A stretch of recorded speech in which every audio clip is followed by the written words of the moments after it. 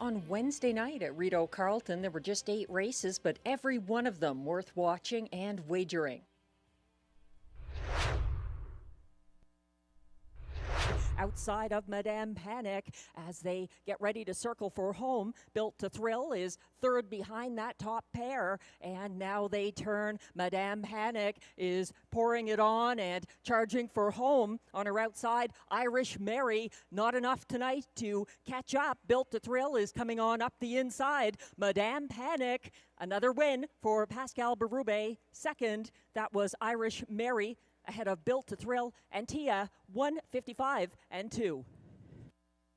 Of Brian Paquette, Quebec, also her breeder. Danielle Martin trains. Pascal Berube gets the driving win, and it's a new lifetime mark, 1:55 and 2 for Madame Panic. Official win number 4 in start number 7 this season. Congratulations. Race 1 results are now official.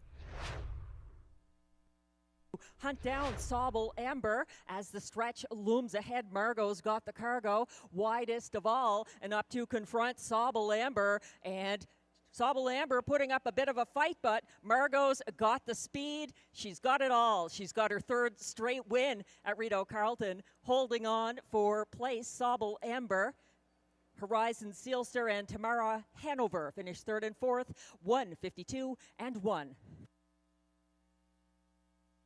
Now back in the Rideau Carleton winner's circle once again. It's unofficial race 2 winner.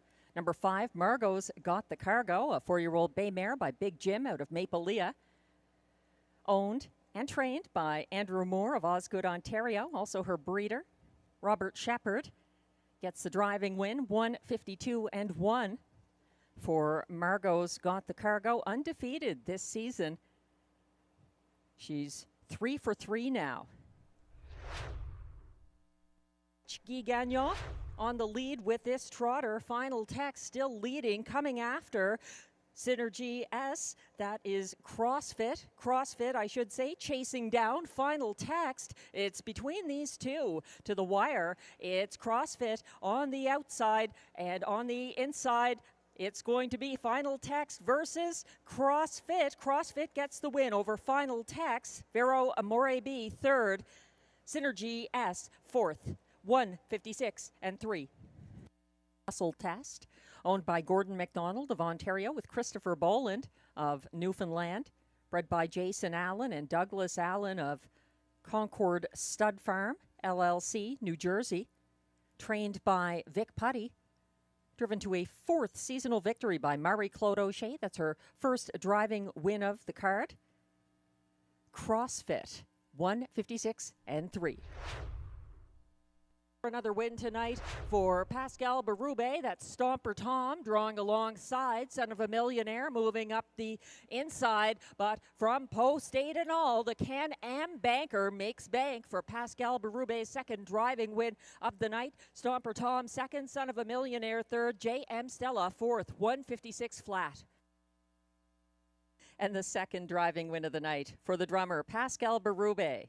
The Canm Banker, a 4-year-old bay gelding by the bank out of Fiery Ash, owned by Investissement KFB, Sorel Tracy, Quebec, who share ownership with trainer Carl Duguay of Trois-Rivières, Quebec. The Canm Banker is bred by Winback Farm of Maryland. It's the second driving win of the night for Pascal Berube and the third win of the season for the Canm Banker, scoring the 11-1 upset in a gate-to-wire effort. 1:56 flat, his fastest win of the year. Off this wall of late speed, a first over Gimme a Corona, pressing the pace, boxed in Wicked Discovery, looking for racing room as they come down the lane. It's still Beach Journey journeying on the front end. Wicked Discovery up the inside, widest of all, the turning point. The turning point is going to get the win by a neck over Beach Journey, Gimme a Corona, and Wicked Discovery, 1:55 and 3. Bernicki of Quebec, bred by Lindar Stables of Indiana with the Irv Miller Stable Incorporated of Pennsylvania and Omer Miller of Illinois. Marie-Claude Auger gets her second driving win of the card. And that's win number 5 of the season for the 1-5 favorite and official race 5 winner, the Turning Point, 155-3. Up for the stretch drive, Mish Charm is 4th. They went by 3/4 in 1:29.2, and trying to see this through on the front end for Pascal Berube. Gold Dealer hoping to strike gold up the inside. Mish Charm, Gold Dealer fighting on. Greenleaf coming late. He needs the wire. Gold Dealer getting the win for Berube over Greenleaf. Mish Charm, Cleveland Zed Flash, 159 flat. Rideau Carleton Winner's Circle. That's the 3rd driving win of the night for the drummer Pascal Berube, and a new lifetime mark for number 5 Gold Dealer, the unofficial race winner, a 3-year-old Bay filly by Wheelin' and Dealin' out of Risk Seeker, owned by Wade and Philippe Toussaint of Cardinal, Ontario, bred by Cynthia Graham, William Wolfrey, both of Warkworth, Ontario, trained by Mike Armstrong.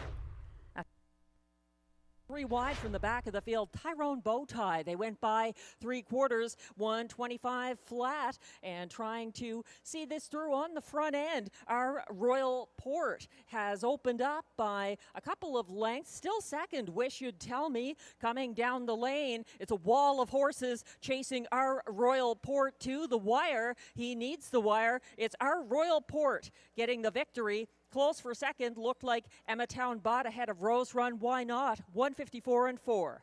Archangel out of World Class Izzy. 2nd driving win tonight for Robert Shepard.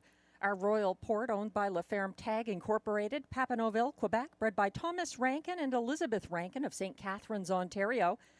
Trained by Gerard Demare. That's win number 4 of the season in start number 10. And a new seasonal bass, just missing the lifetime mark. 154-4, our Royal Port. Giggity Giggity is still in command at the top of the stretch, may lose control, pressing the pace, and out late, JJ Xavier is trying to hunt down Giggity Giggity Giggity. It's a 2-horse race to the wire. JJ Xavier going to pull it off. Marie-Claude Auger's 3rd driving win of the card. Giggity Giggity Giggity was 2nd, and Springbridge Jim up for 3rd, 152-3. By Tobago Keys out of JJ Mistress, owned and trained by John McMillan of Odessa, Ontario, bred by Jamie McKinley of Clyde River, PEI, with Windermere Farms of North Wiltshire, PEI. It's the 3rd driving win of the card for Marie-Claude Auger. 152-3, the fastest mile this season for JJ Xavier. It's his 6th win of the year as well. A great acquisition for John McMillan, and a 5-2 winner in race 8. JJ Xavier, congratulations. Results are now official for race 8. Pascal Berube had a strong driving night, as did Marie-Claude Auger, picking up her 3rd driving win of the card with JJ Xavier for owner-trainer John McMillan in the last race of the 8-race card. Join us again on Saturday night in the Simulcast Lounge for a $1,900 jackpot in Tammy Forgey's free-to-play, on-track-only handicapping contest. And we're back again with more live racing from the nation's capital at 6:30 p.m. on Sunday.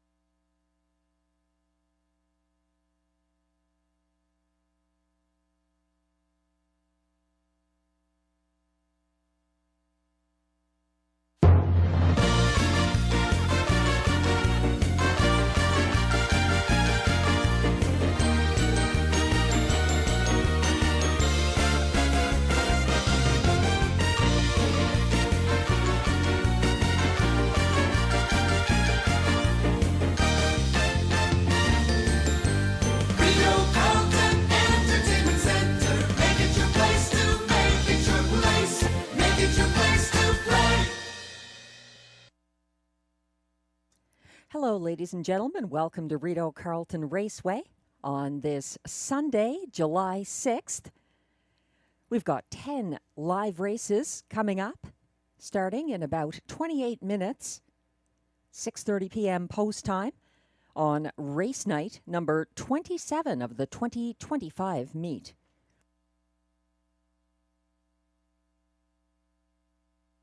The track is fast, the weather partly cloudy, a temperature of 26 degrees Celsius, 78 Fahrenheit. Winds are from the northeast, 11 kilometers an hour or 7 miles per hour. Humidity is at 88%.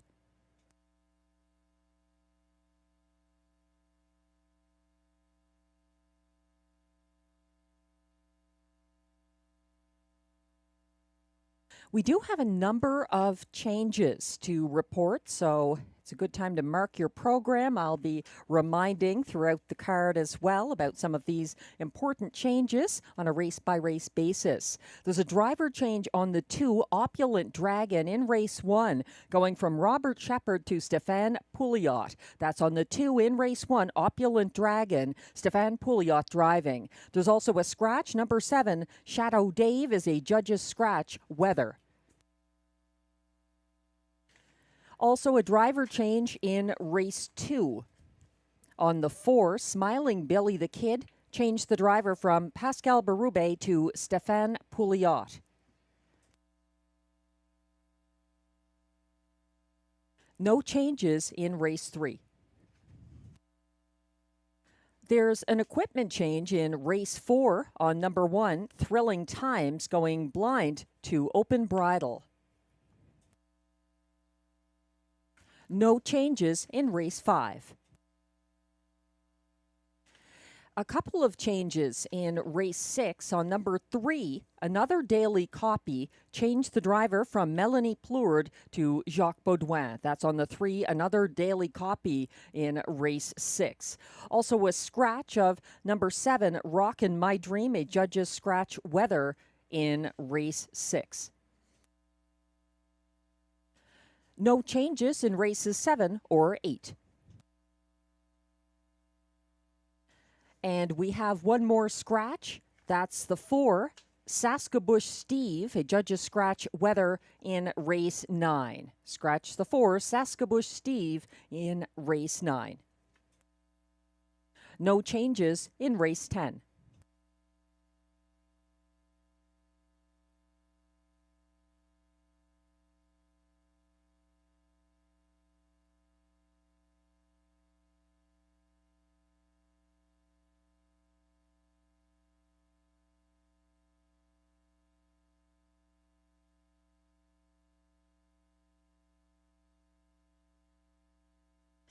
That's all the changes we have for now. We'll keep you up to date on any others that may come along this evening.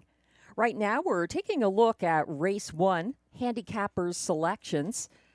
Glenn is looking to the 2, Opulent Dragon, as am I. I accidentally called this horse the 3. I think I was working with an earlier version of the program.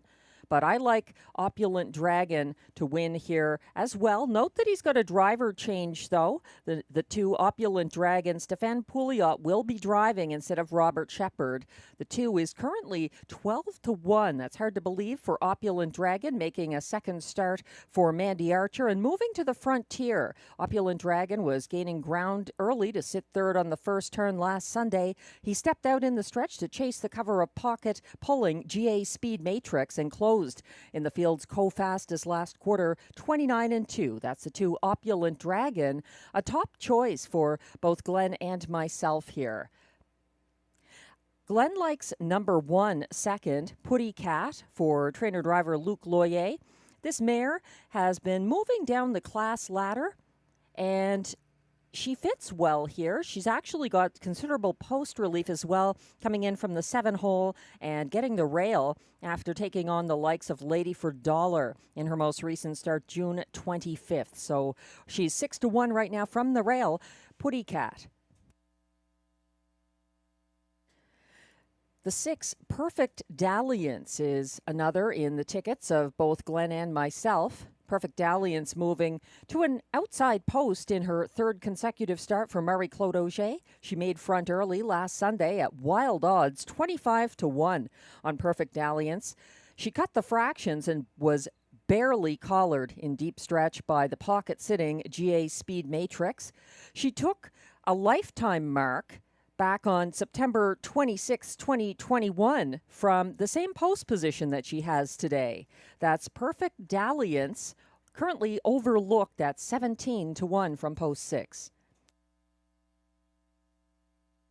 I had like the 7 Shadow Dave here. Unfortunately, he is a weather scratch. A few horses, 3 of them I believe, scratched due to weather considerations right now. Glenn and I both like the 5 here, a beaten even money favorite last time. That's Stardog, who was caught wide leaving on Sunday of last week. He continued to gain ground, first over into third, past the grandstand, and got parked to 3/4 before tiring. That's the 5 Stardog, 25-1 right now. Where is all the support going in race 1? Well, it's for the 4 Mockart in Motion, racing for Daniel St. Pierre, who owns, trains, and drives. 1-9 support for Mockart in Motion right now. He's a 3-time winner this season. He's got a bit of post relief coming in from post 6 to post 4. He is down in class somewhat, and he's seeking his 4th win of the year. He's gone without a win for a while, none in his recent lines, and none since the claim on June 22nd into the stable of Daniel St. Pierre, but clearly some supporters looking at that angle here, the class relief for Mockart in Motion. A good closer, and we'll see how he fares tonight in race 1, which has exactor, triactor, early daily double, and superfecta wagering. It's scratched down to a field of 6. Shadow Dave is out.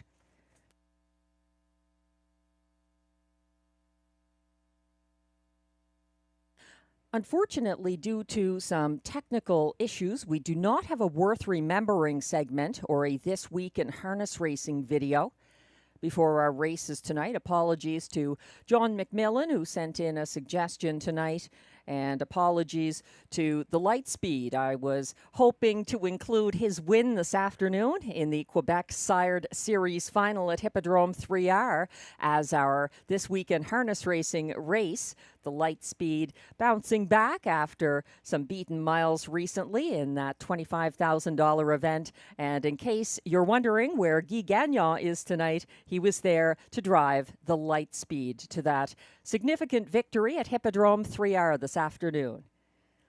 We also had a couple of qualifiers here. If you were tuning in or at the track around 5, you could have caught those qualifiers live. We certainly welcome fans and handicappers to join us around 5 on Sundays to watch the qualifiers in person. In the first of the 2 qualifiers, it was for Pacers. Great Time Bayama, a 3-year-old gelded son of Better's Delight, and Timal Sugar Baby Doll was the winner on the front end, going away by 8 open lengths at the wire in 157-1 for trainer-driver Stéphane Pouliot. Great Time Bayama, owned by a numbered Quebec Corporation of Gloucester, Ontario, and Yvonne Duclos of Saint-Lambert, Quebec.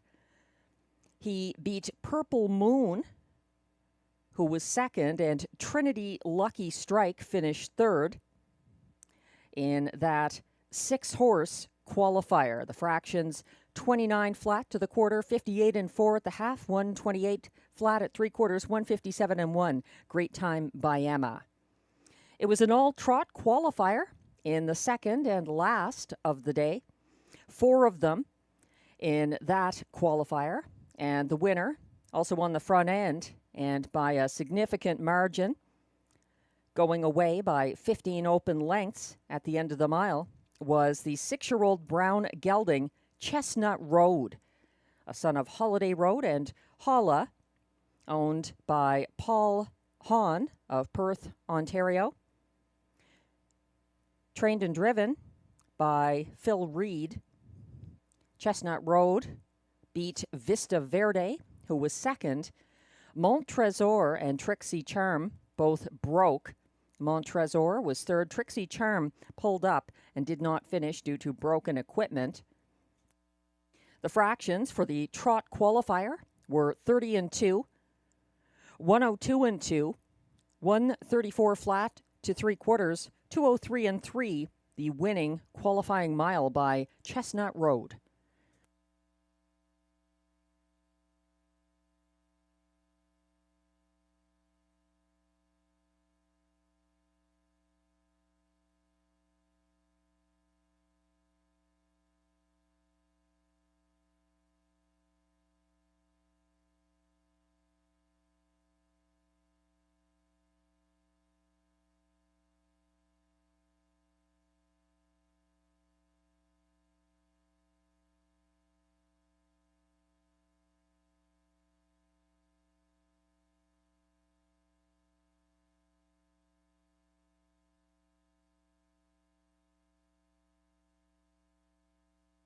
We're about 18 minutes away from post time. Make that 17 minutes away from post time for race 1. It's balmy conditions here in the Ottawa area this afternoon, leading to a few weather scratches that we've mentioned, and I'll bring those up again before each race. We only have one of them affecting the early daily double. That's a scratch of number 7, Shadow Dave, a judge's weather scratch here in race 1. This is a good opportunity for an early daily double. All the support is going to the 4, Mockart in Motion here for trainer-driver Daniel St. Pierre. So if you like almost any other horse in the race, it could set up well for the first leg of the early double. Race 2 has a horse getting some support, Daniel St. Pierre with Dylan's Bank. But there were some of us, including some of the online Rideau handicappers, like Nunya in Maryland, who think the 3 Day Delight for Vic Putty and Marie-Claude Auger is all but unbeatable in race 2. So Day Delight might be a single for you in the second leg of the early double.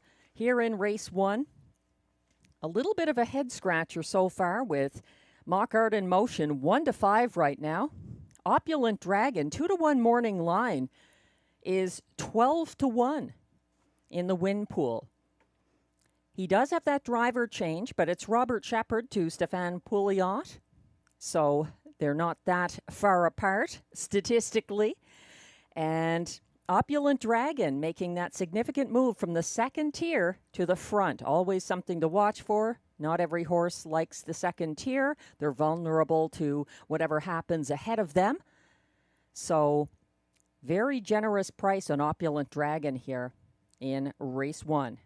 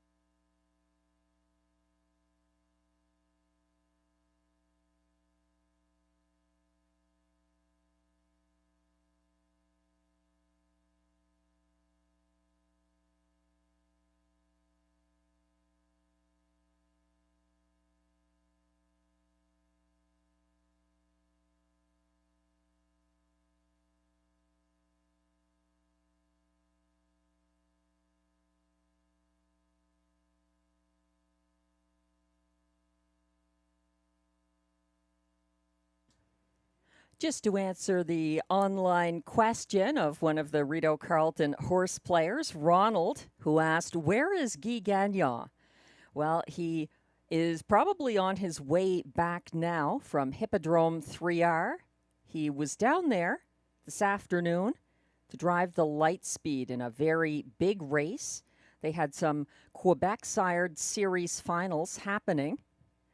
And the Lightspeed had been a beaten favorite for another driver in the recent past, so I think he just wanted to get the best from the horse who he trains, and that's what he did in race 10. A $25,000 purse for the 4 years and up Series Quebecois male pacing final. The Lightspeed getting away from post 5 and winning by 2.5 lengths in 1:55 and 4 for Guy Gagnon as the favorite. He beat Richie Alpha and Betts Beach. I'm sure we'll have Guy back with us again on Wednesday. It's a little bit of a trip coming back, though, from Trois-Rivières, so he is not driving tonight, not listed to drive, and that might shake things up a little bit.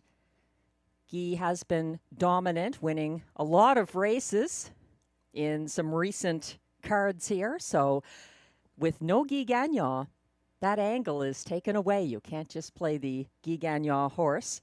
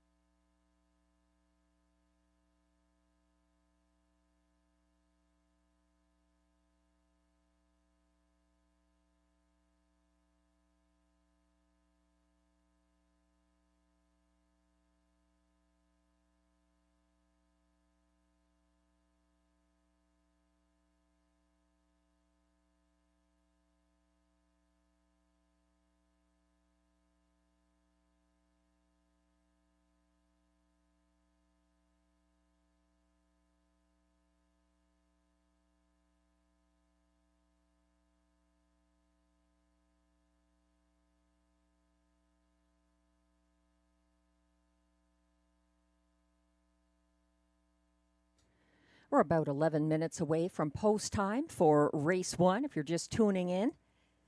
Thanks for joining us here at Rideau Carleton. 10 races coming up. A number of changes in race 1. The 7, Shadow Dave, is a judge's scratch weather. Also a driver change on number 2, Opulent Dragon, going from Robert Shepard to Stéphane Pouliot. That's the 2, Opulent Dragon, in race 1. No changes in race 2, except the driver change on number 4, Smiling Billy the Kid. Stéphane Pouliot going to be driving number 4, Smiling Billy the Kid, in place of Pascal Berube in race 2.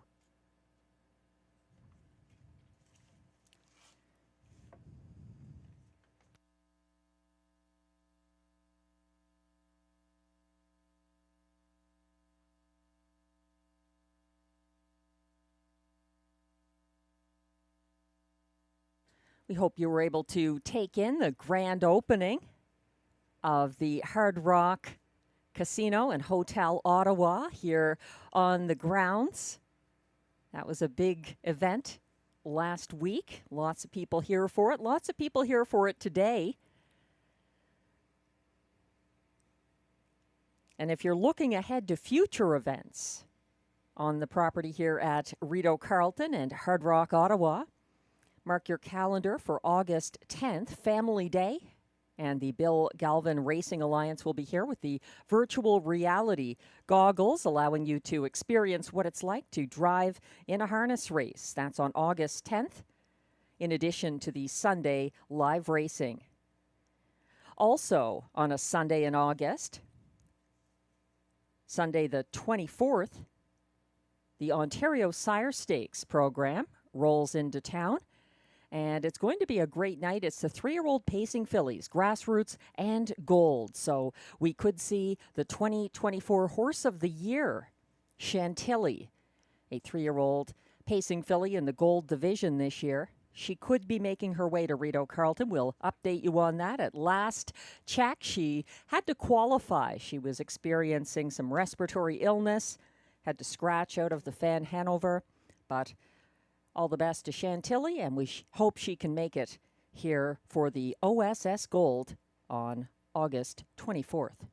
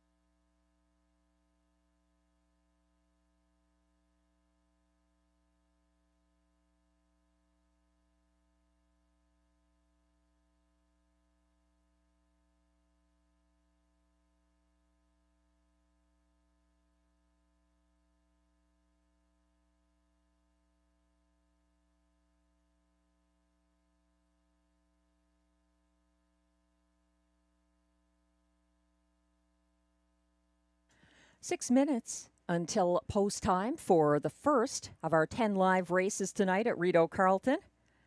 It's great to see the picnic tables filling up out front with the spectators and bettors. The snack bar is open. And as you may know by now, but if you're just making it back to Rideau after a bit of a break, Mr. Lucky's and Cafe Italia upstairs in the grandstand are closed, and we'll have information later on regarding the reopening of Mr. Lucky's. But it's closed for the foreseeable future. Some work going on in the grandstand. Lots of dining options, though.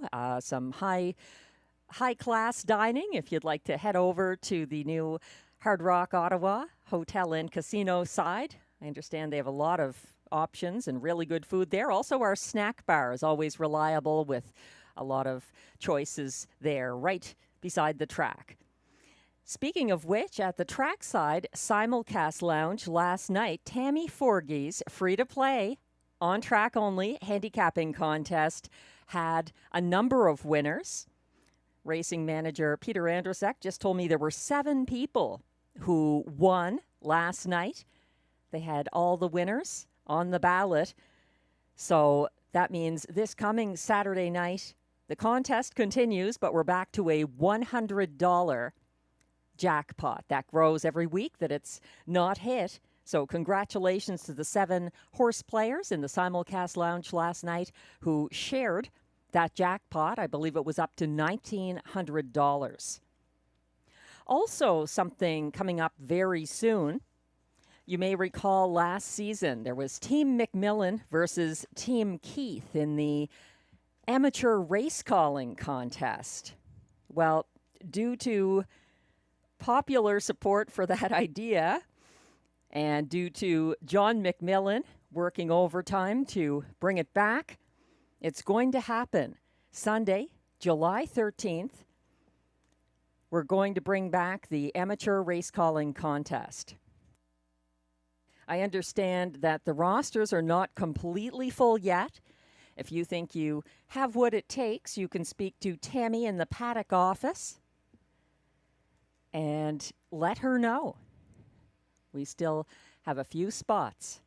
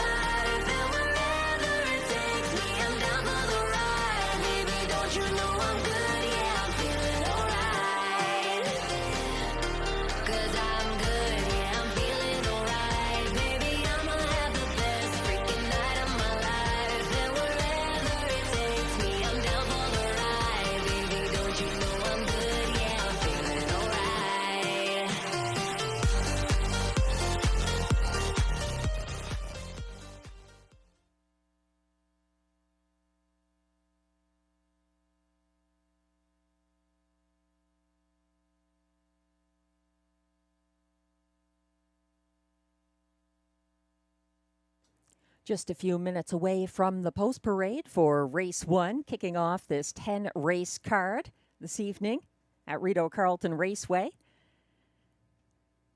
Looks like the picnic tables are all full and others are inside enjoying the seating in the simulcast area, which also has good views of the track and some air-conditioned comfort.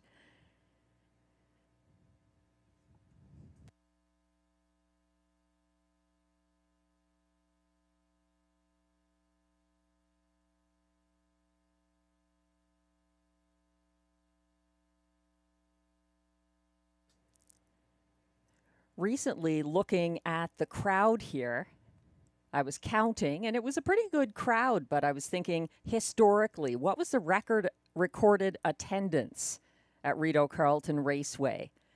And if you look back, it was on July 17th, 1983, 6,000 people were at the track. 6,000, the record attendance, July 17th, 1983.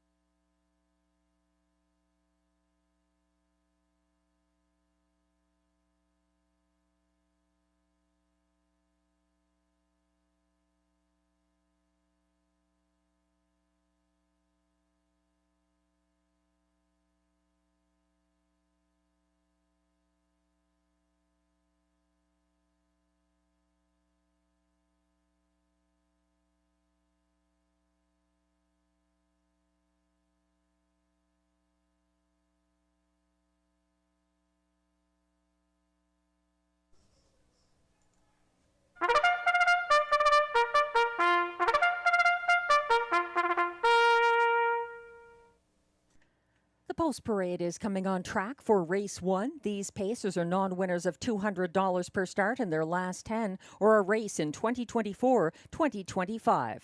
Also eligible, $8,500 claimers for non-winners of $2,000 in their last 5 starts or a race this year. Allowances for fillies and mares. The purse here is $5,200.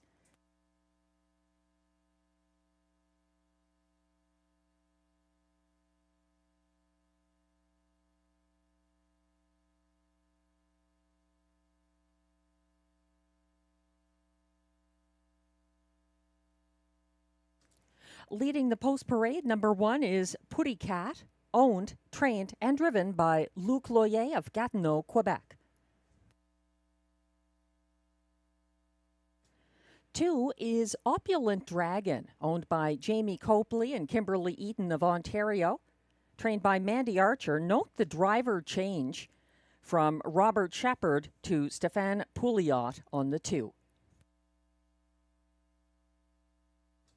3 is Hellas Rocket, owned by Alexis Zilke of Gloucester, Ontario, trained and driven by Sebastian Turenne.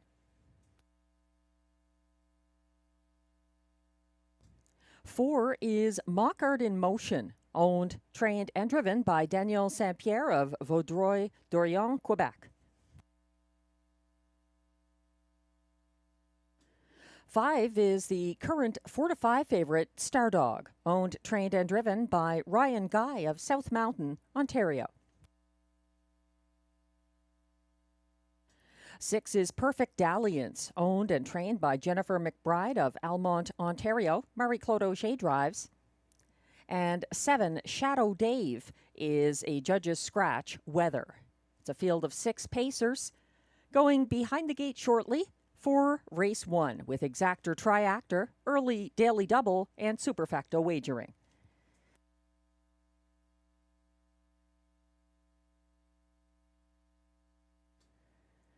We're getting a good look at the current 4-5 favorite. That's the 5, Stardog, the 9-year-old gelded son of Sports Writer. He's 0 for 8 so far this year, but he's been getting checks and making money. He was 4th to GA Speed Matrix last Sunday, and that was a trip that didn't go ideally for Stardog. He was a beaten even money favorite that race.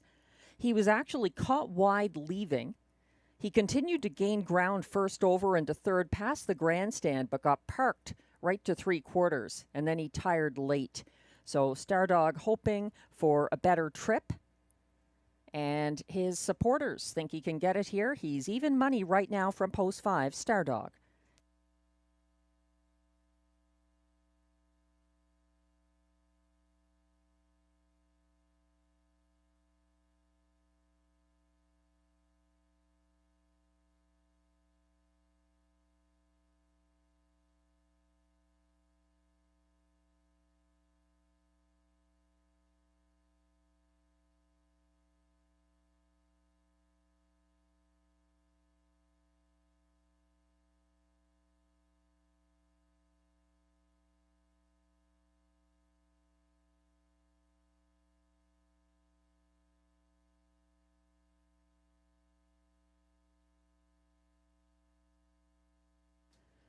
We're getting another look at the track handicapper selections.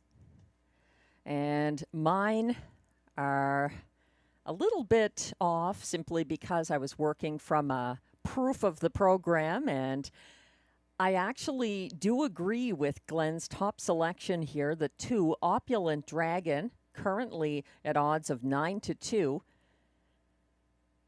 Opulent Dragon does have the driver change from Robert Shepard to Stéphane Pouliot, but that's almost a lateral driver change. Stéphane Pouliot, certainly one of the better drivers here. And Opulent Dragon is making his 2nd consecutive start for trainer Mandy Archer and moving to the frontier. That is an angle that I think really helps his chances as well. He's able to get away on the front end or certainly stalk the pace closely. He got away well, though, last Sunday, and he was 3rd by just less than 2 lengths at the wire. One of the 2 that finished ahead of him is in this race and getting no respect. 10-1 right now, the odds on number 6, Perfect Dalliance. Understandably, perhaps, she's 0 for 14 this year, but she's been taking on some tougher company. And she has Marie-Claude Auger driving here, who can often pull off an upset with a horse, especially from off the pace. This mare has been good on the front end, though.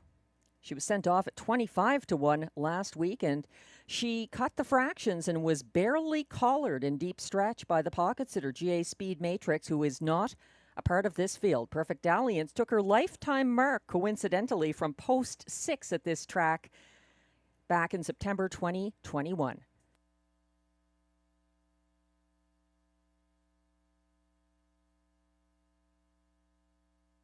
Starter has called the field for race 1.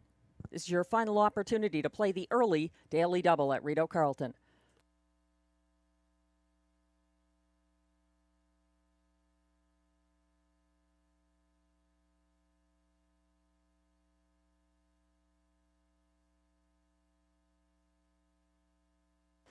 The Pacers are lining up in front of the grandstand.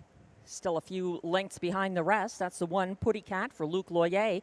2 is Opulent Dragon for catch driver Stéphane Pouliot. 3, Hella's Rocket, Sebastian Turenne. 4, Mock Art in Motion, Daniel St. Pierre. 5, Stardog, Ryan Guy. 6, Perfect Dalliance, Marie-Claude Auger. 7, Shadow Dave is a judge's scratch. They're on the turn, headed onto the backstretch.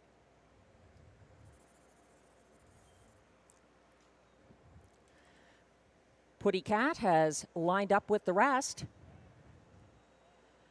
All the noses are on the gate approaching the start. They're off and pacing. Putty Cat timing the gate well with Luc Loyer and moving out early. Stardog taking no chances for Ryan Guy out to challenge Putty Cat for the early lead, making his way to the front, and he's got it now. That is Stardog leading, and Putty Cat is not willing to sit the pocket. She's half in, half out. We'll see what happens there. Opulent Dragon is stalking from third, just ahead of Hella's Rocket en route to the opening quarter. Then it's back to Mock Art in Motion and Perfect Dalliance, 28-3, the opening panel. Up front, that's Stardog leading by just over a length. Putty Cat in the pocket. Then third, Opulent Dragon. Fourth, Hella's Rocket. Fifth, Mock Art in Motion, and content to follow at this point, Perfect Dalliance. They're nearly single file. They were, but now Mock Art in Motion has pulled out, and he is en route, making a move. They went past the half in 59-1, still led by Stardog, and Opulent Dragon was flushed out now. He's first over from third outside of pocket sitting Putty Cat. Fourth on the inside, that is Perfect Dalliance. Second over, moving into fourth, Hella's Rocket underway. 3 wide from the back of the field, Mock Art in Motion stacking up, approaching 3/4. Stardog still in command, 1:28-1, the clocking there. Putty Cat is still in the pocket. Opulent Dragon is dropping back after that first overbid, looking for room up the inside. Perfect Dalliance, the stretch looms ahead, and it's Stardog opening up by 4 expanding lengths on the front end. Putty Cat sits second, coming on late. Perfect Dalliance battling for place. Putty Cat going to be third, and then Mock Art in Motion fourth, 1:56-2. That's Stardog and Ryan Guy getting their first win of the season.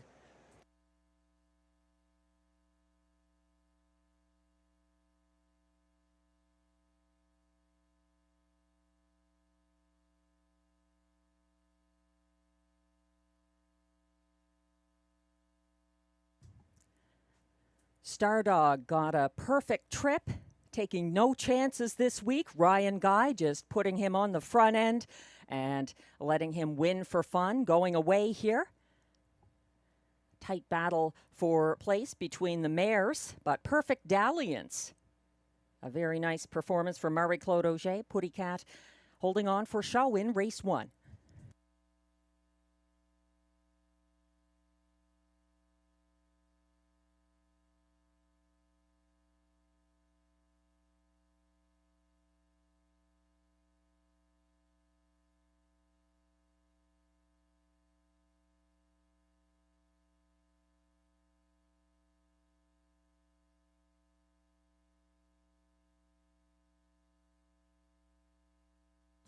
The unofficial top 4 order of finish is now displayed for race 1.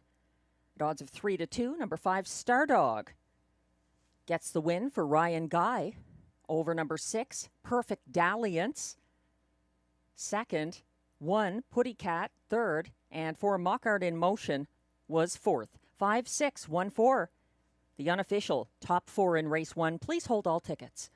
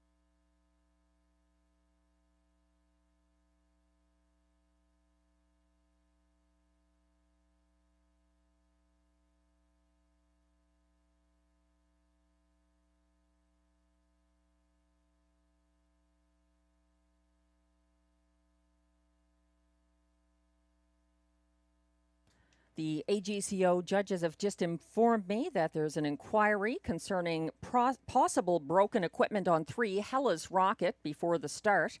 In the meantime, in the winner's circle, it's number 5 Stardog and driver Ryan Guy. Stardog, the 9-year-old gelded son of sports writer and 4 Stars Horn Dog, owned, trained, and driven by Ryan Guy of South Mountain, Ontario, bred by Winback Farm, Chesapeake City, Maryland.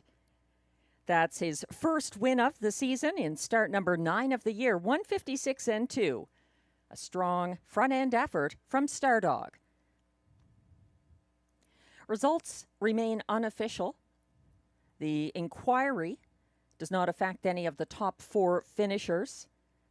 The 3 Hella's Rocket may have had broken equipment before the start. That's what the AGCO judges are currently reviewing.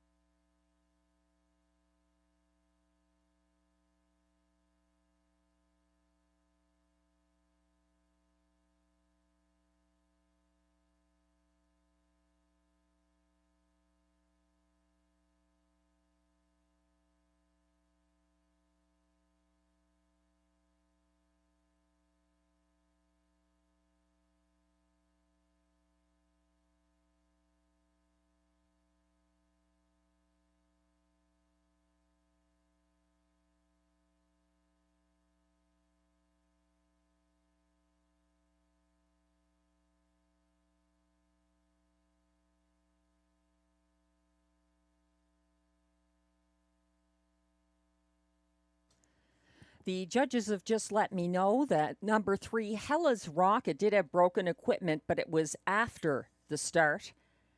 So he did get a fair start, and there will be no changes, no refunds. The 3 Hella's Rocket did get a fair start, and results will stand in race 1. No refunds on the 3.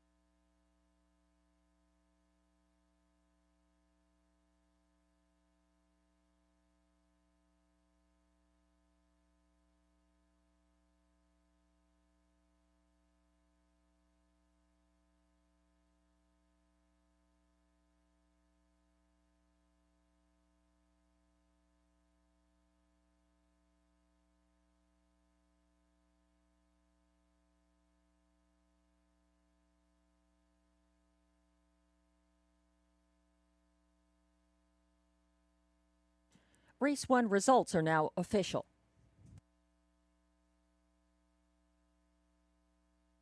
Prices are posted for race 1. Number 5, Stardog, returns $5 even to win. The $2.56 exactor pays $35.70. It's $59.50 for the $1 try 5-6-1 combination.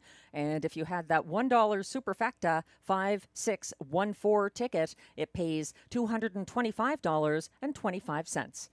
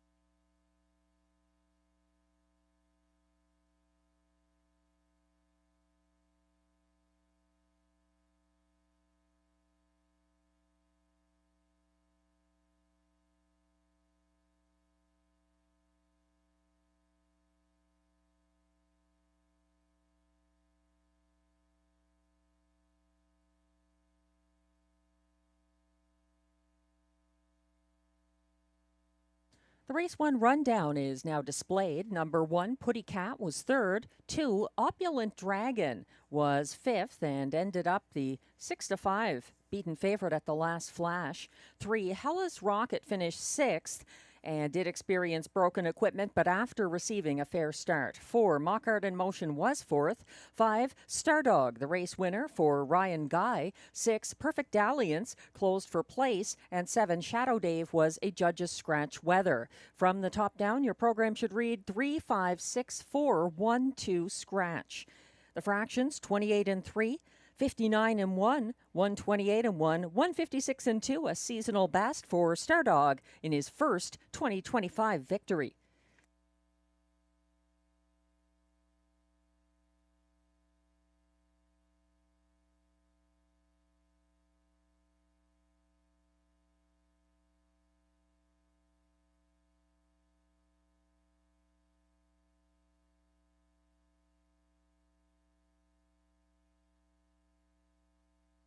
Busy lives make special moments that much more important with family, with colleagues, with loved ones and friends. But sometimes the circumstances change suddenly and emergency services are needed. When every second counts, would you know what to do? St. John Ambulance is here to help with the most comprehensive first aid and CPR training programs conveniently scheduled at times that work for you. Just one course could save someone you love. Book online or call today. St. John Ambulance, saving lives at work, home, and play.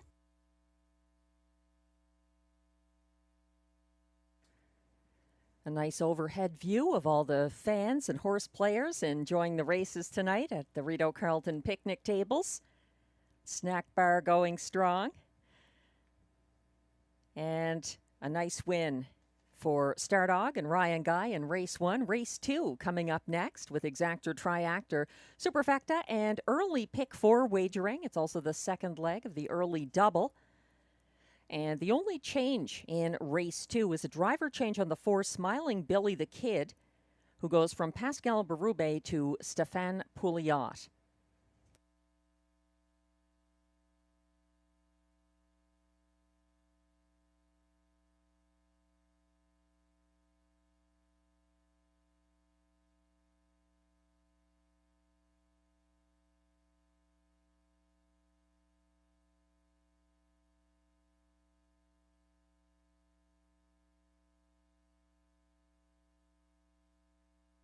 One of the Rideau Carleton bettors online playing from Maryland sent me a message saying that he thought Day Delight looked very good here. In spite of moving up in class again, he's got post 3 and upcoming race 2. Day Delight with back-to-back going-away victories for driver Marie-Claude Auger. And the last time he raced at this classification, he was parked from post 7 in a tougher field starring I Am a Rocket. So Day Delight sure to be getting some respect here after some very respectable wins, both by 7.5 open lengths in 151 and change in his last couple of starts, June 22nd and June 29th at this track for trainer Vic Putty and Marie-Claude Auger back in the bike again on Day Delight.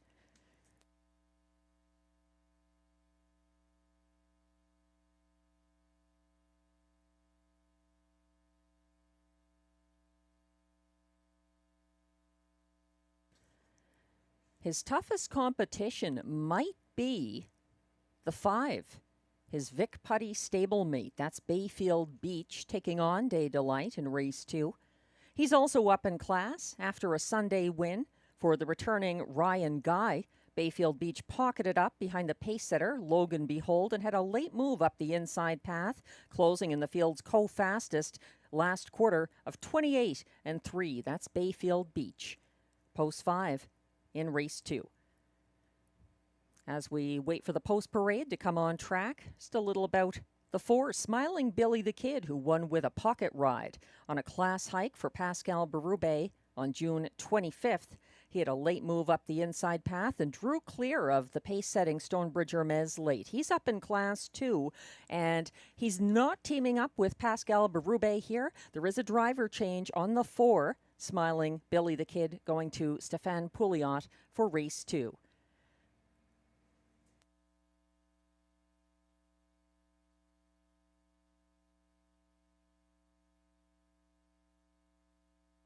Race 2 kicks off the early pick 4. I'm using the 2 Vic Putty horses here. I'm going with 3 Day Delight and 5 Bayfield Beach. Going 3 deep with the 4-2-1 in race 3. 4 deep with the 1, 5, 3, and 6 in the third leg, and then the concluding leg, race 5, using the 1, 6, and 5. That's a 20-cent ticket costing $14.40.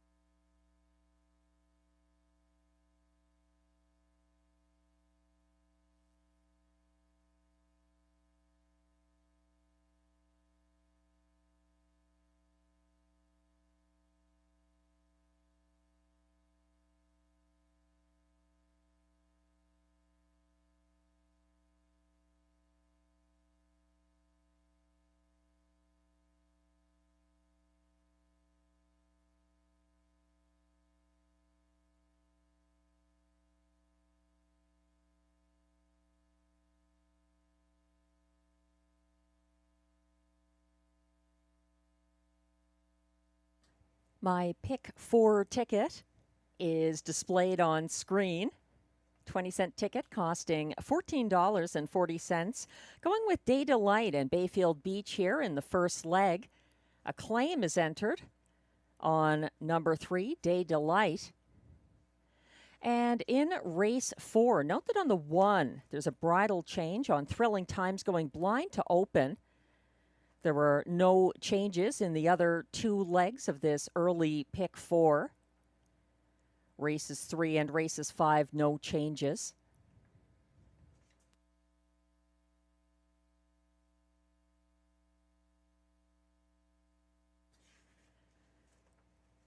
Race 3, the 4, is DA Let's Boogie.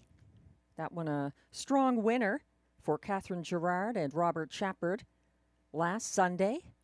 And Pascal Berube driving this time around. I'm also using the 2, Wicked Move for Mandy Archer and Ryan Guy.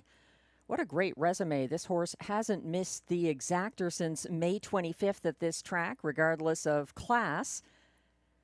And also the 1, I Bet You a Kiss, Robert Shepard taking that one instead of the 4, DA Let's Boogie, because he actually owns the 1, I Bet You a Kiss, the 3-year-old daughter of All Bets Off, trained by Christine Beaulieu, and coming in off a lifetime best 155-2 win on June 22nd. That's my 3 in race 3, second leg of the early pick 4. In race 4, this is a deep group. It's only a 6-horse field, but it's complicated. And I like Thrilling Times, the 1 on top there. Pascal Berube and Karen Kroger. I wouldn't be willing to single that horse, though. He gets a bridle change, blind to open today. I'm also using 5, Dr. Joe, coming in from Woodbine Mohawk Park for Vic Putty and Marie-Claude Auger. The 3, Arson Sealster, the 3-year-old gelded son of sports writer from Mandy Archer and Robert Shepard. Closing well, but unable to catch Bayfield Beach on Sunday. Also the 6, Logan Behold, a beaten favorite for Guy Gagnon and Mandy Archer on Sunday. Ryan Guy gets the catch drive now. And in race 5, going 1-6-5 there. That's also quite a competitive looking field. And I wanted to cover a few bases in that last leg. I think the 1, Sports Activator, could upset in this preferred handicap pace for Mike Armstrong and Ryan Guy. But the favorite is sure to be 6, Mythic Gambler, Catherine Girard and Robert Shepard. This horse is trying to steal the crown from the Lightspeed as our top preferred pacer. And the 5, Lakers Bank for trainer-driver Darcy Clancy has been sensational in his 2 starts so far this year at Rideau Carleton.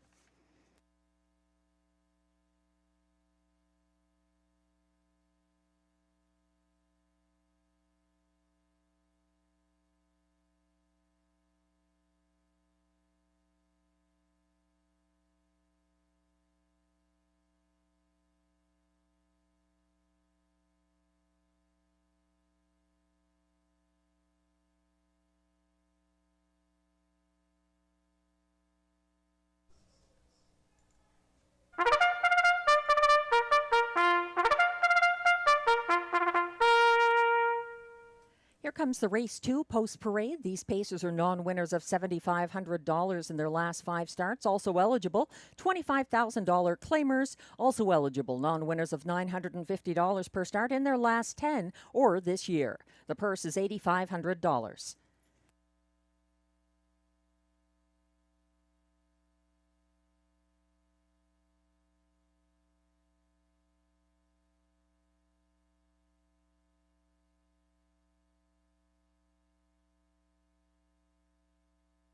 Leading the post parade, number 1, Woodmere Gaelic, owned by Antonio DeMario and Antonio Belfiore of Sudbury, with Melanie Leach of Kemptville, Ontario.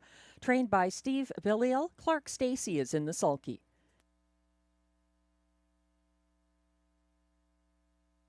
2 is Dylan's Bank, owned, trained, and driven by Daniel Saint-Pierre of Vaudreuil-Dorion, Quebec. A claim has been entered on 3, Day Delight, the current 1-5 favorite, currently owned by Triple S Equine of Newton, Ontario, trained by Vic Putty. Marie-Claude Auger drives.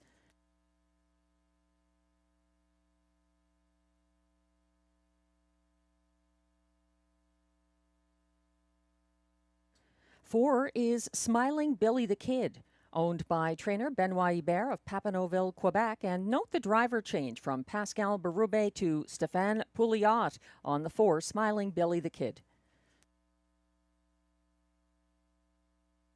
Rounding out the field from post 5, Bayfield Beach, owned by Gordon McDonald of Ontario with Christopher Boland of Newfoundland, Howmack Farms Limited, Prince Edward Island, and Limco Incorporated of Quebec. Trained by Vic Putty, driven by Ryan Guy.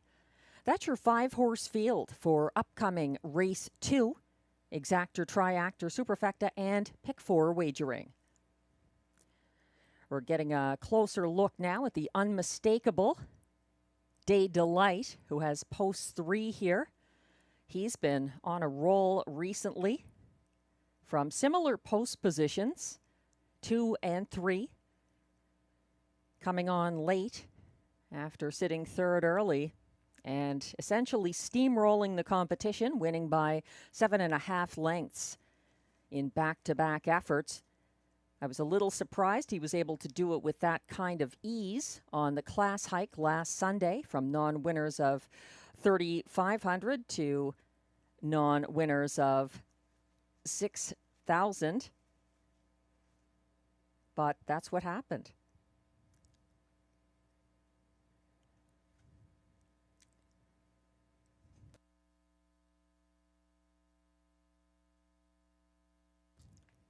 Track handicapper selections are now posted. Glenn and I see it exactly the same way here. 3-5-4-1 Superfecta might be one to try cold. Day Delight.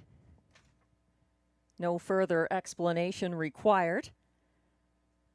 His stablemate, Vic Putty trainee, number 5, Bayfield Beach, up in class here, but looking good recently. Coming in off a win and closing in the field's fastest last quarter in his most recent start.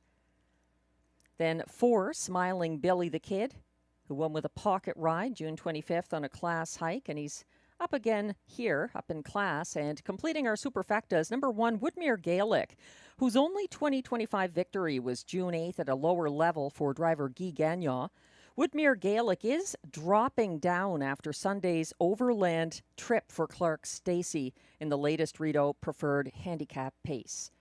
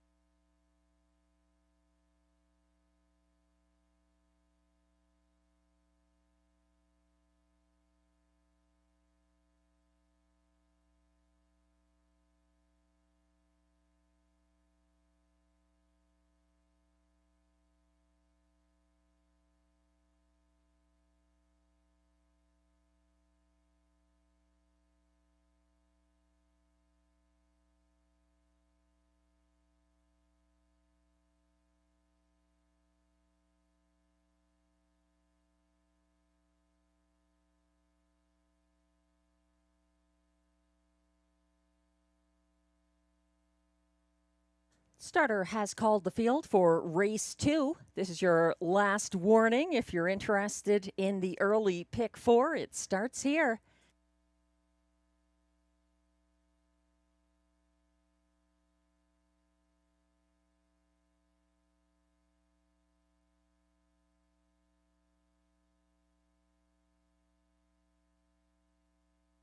Pacers are lining up now in front of the grandstand. 1 is Woodmere Gaelic for Clark Stacey. 2, Dylan Spank, Daniel St. Pierre. 3, Day Delight with a claim entered, driven by Marie-Claude Auger. 4, Smiling Billy the Kid, Stefan Pouliot, catch driving. And on the outside 5 is Bayfield Beach for Ryan Guy. They're on the turn. Day Delight, a few lengths behind the rest.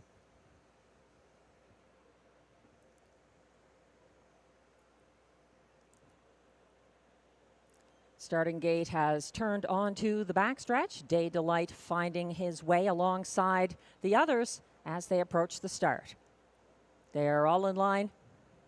They're off and facing. A staggered start for Smiling Billy the Kid and Bayfield Beach on the outside. Moving early, Woodmere Gaelic and Clark Stacy are taking charge and chasing them early. That's Day Delight and Marie-Claude Auger on the outside in second and pressing the pace on the first turn. Sitting third along the inside, that's Dillon's Bank, a gap of 3 lengths back to fourth. Smiling Billy the Kid, and trailing at this point, Bayfield Beach. They reach the opening quarter in 27 seconds flat, and on the lead now, that's Day Delight. On the outside, Dillon's Bank is charging on and pressing the pace now. Woodmere Gaelic sits the pocket third. It's a gap of 4 lengths back to fourth for Smiling Billy the Kid, still trailing Bayfield Beach. Caught on the outside, Dillon's Bank is now backing down and looking for room along the pylons. He's not finding it. He's parked out first over in third now, as that's Day Delight reaching the half in 55 and 4 and opening up on the front end by a couple of lengths over Woodmere Gaelic, now second and all alone as Dillon's Bank backpedals to last. He now trails the field. Third on the inside, Smiling Billy the Kid, first over fourth. That's Bayfield Beach, gapping at the back of the field. Dillon's Bank, they're headed to 3/4, getting there in 1:23 and 1 and widening his lead. He's out there by 4 lengths now. Day Delight looking positively delightful to his backers at this point. Day Delight keeping well ahead of the class dropping Woodmere Gaelic, who's holding place for place at the moment. Day Delight charging for his third straight Rideau Carleton victory. Marie-Claude Auger in the bike behind Day Delight, who gets the win again, 1:51 and 4 over Woodmere Gaelic, Bayfield Beach, and Smiling Billy the Kid.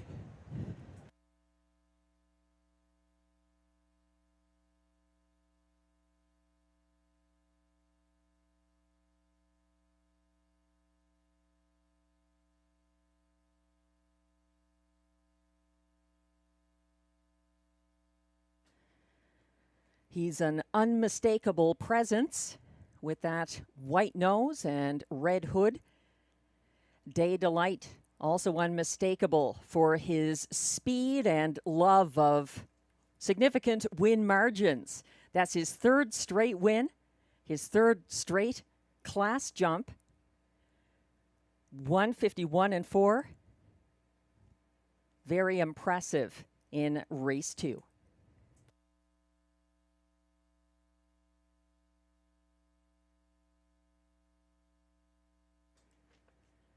The unofficial top 4 order of finish is now posted for race 2, going off at final odds of 1-9. Number 3, Day Delight, the race winner. Finishing second, number 1, Woodmere Gaelic. 5, Bayfield Beach, closed for show. And 4, Smiling Billy the Kid was fourth. 3-1-5-4, the unofficial top 4 order of finish in race 2. Please hold all tickets.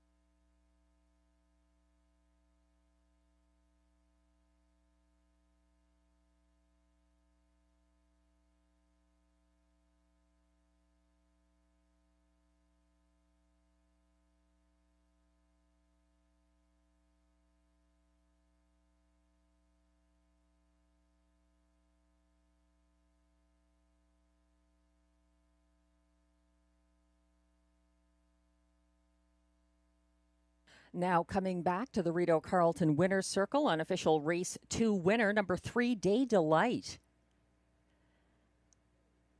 He's feeling good tonight. He's an 8-year-old brown gelding by Bettor's Delight out of Kim's Royal Day, owned by Triple S Equine of Newton, Ontario, bred by Winback Farm, Chesapeake City, Maryland, trained by Vic Putty, driven to victory once again by Marie-Claude Auger.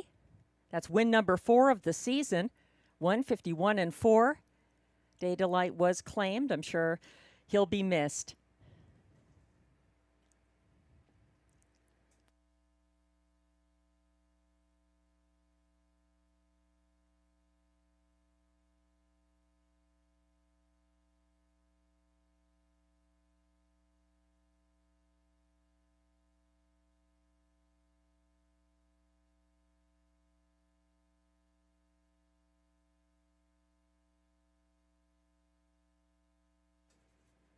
Race 2 results are now official.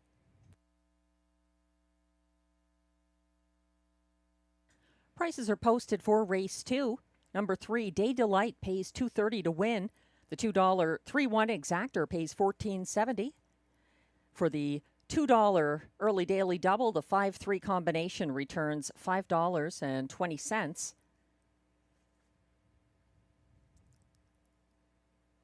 The $1 3-1-5 triactor we'll get back to after the replay.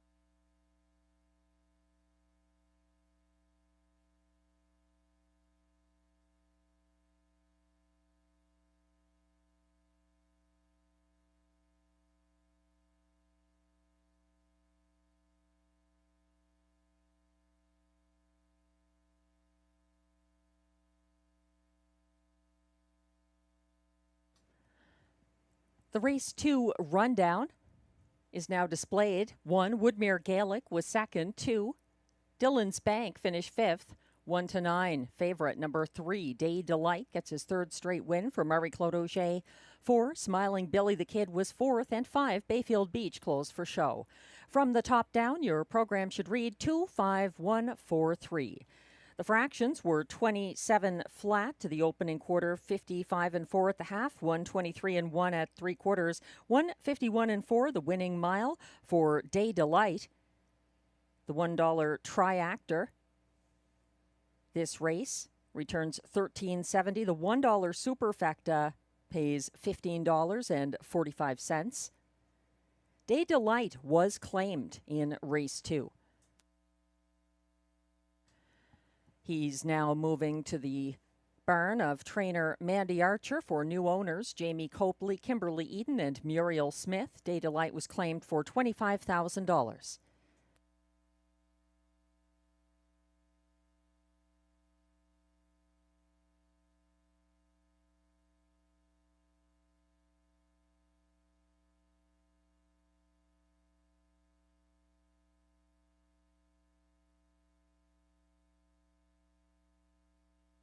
Race 3 is coming up next. No changes. It's a field of 6. These are all younger pacers, all but one of them 3 years old. And on the less experienced side of things, the current 1-9 favorite is the 4, DA Let's Boogie, for Catherine Girard and Pascal Berube. He was certainly good at this track on June 29th with Robert Shepard in the bike. Robert Shepard driving his own filly here, the 3-year-old daughter of All Bets Off, number 1, I Bet You a Kiss.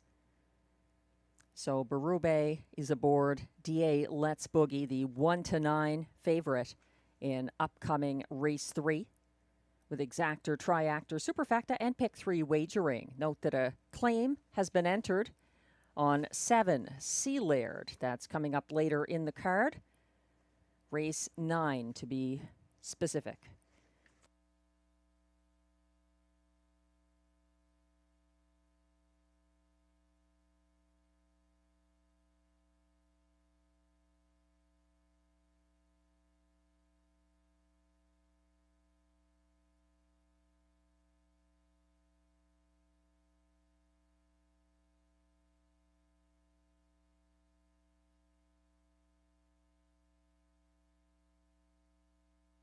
As we await the race 3 post parade, just a few notes about some of them in the field.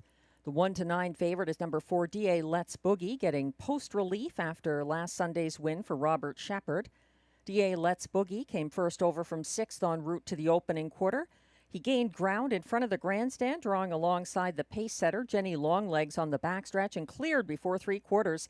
It was a going-away win and a lifetime best, 1:54.2. That's the 4, DA Let's Boogie. 1-9 right now, the top choice of both Glenn Pearson and myself. The two of us also like the same horse for place. That's number 2, Wicked Move, who sat 5th early last Sunday, then followed the cover of DA Let's Boogie in front of the grandstand. Wicked Move dropped into the pocket behind him on the final turn and couldn't catch DA Let's Boogie late in the mile, but still looks good here for trainer Mandy Archer and driver Ryan Guy. Glenn Pearson has the 6, Whiskey Friday, in the show spot. I'm using him 4th.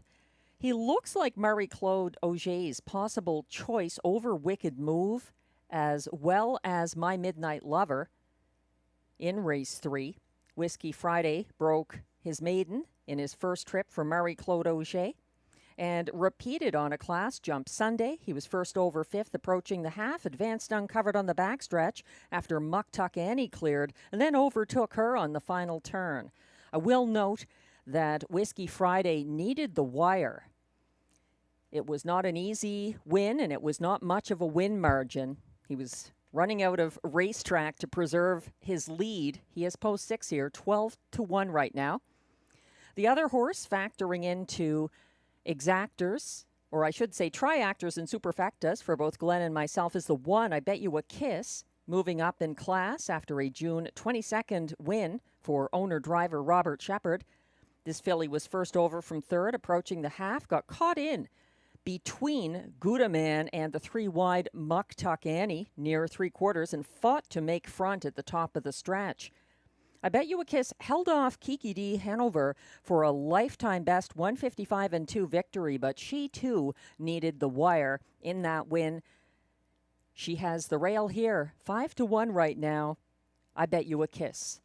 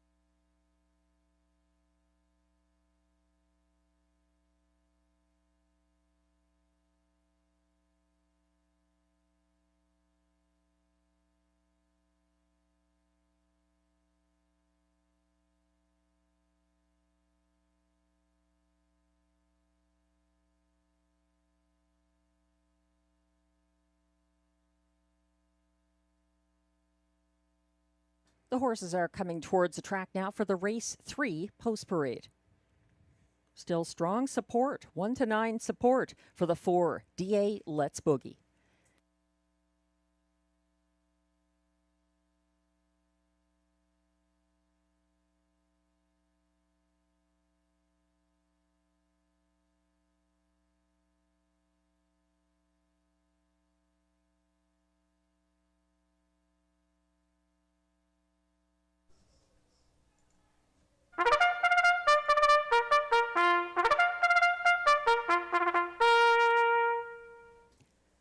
Here come the Pacers for the race 3 post parade. Non-winners of $15,000 lifetime allowances for fillies and mares. Also eligible $20,000 claimers for non-winners of $30,000 lifetime or 3 races in 2024-2025. The purse here, $6,200.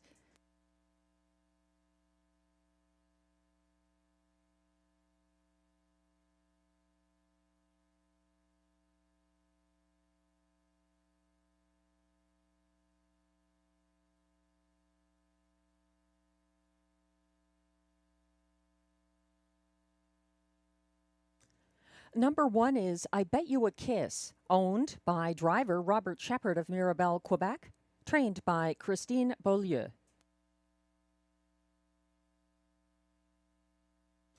Two is Wicked Move, owned by Jamie Copley of Kenmore, Ontario, trained by Mandy Archer. Ryan Guy drives.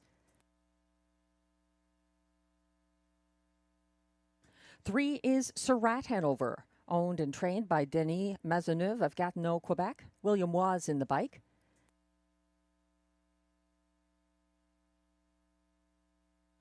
4 is the 1-9 favorite DA Let's Boogie, owned by Cozen Farms of La Prairie, Quebec, trained by Catherine Girard. Pascal Berube drives.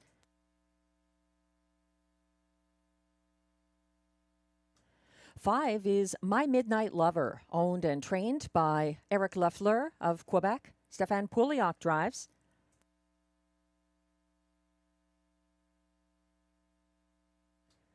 And completing this 6-horse field, number 6, Whiskey Friday, for owner-trainer Steve Germain of Ottawa. Marie-Claude Auger hopes to go back-to-back in race 3. That's your field for the 3rd. Exactor, Triactor, Superfecta, and Pick 3 wagering. There were no changes in race 3. If you're playing the Pick 3, take note, coming up in race 4, number 1, Thrilling Times, goes blind to Open Bridle. Also, coming up a little later on in the card, race 6, Scratch the 7, Rockin' My Dream, a judge's scratch weather.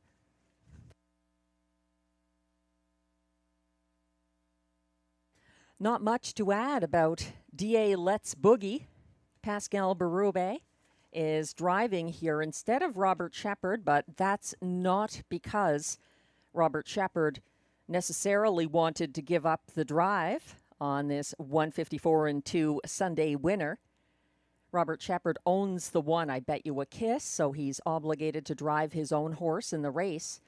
And it should be added that I Bet You a Kiss beat a filly who won over the weekend at Mohawk at odds of 22-1, Kiki D. Hanover. So she could be a sleeper here at 8-1. I'd put her in my tickets, maybe even move her up a little more.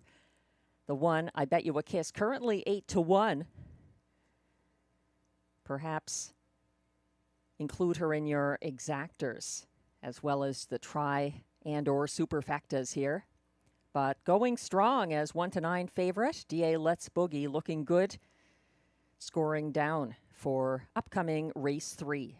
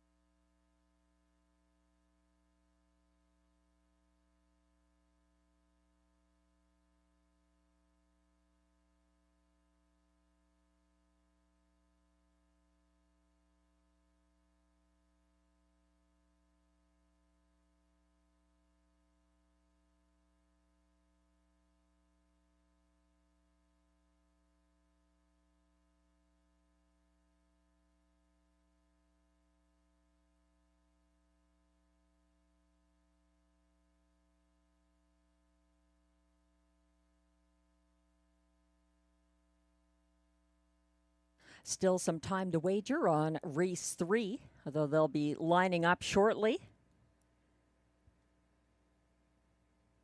DA Let's Boogie getting so much support here. He's just holding steady at 1-9. You don't see that a whole lot for a horse with 1 win in 6 tries so far this season. But that was a very nice victory from off the pace, and he managed to overcome post 7 as well. So DA Let's Boogie still the favorite as the starting gate opens the wings. They're going to be lining up very soon for race 3. Starter has called the field.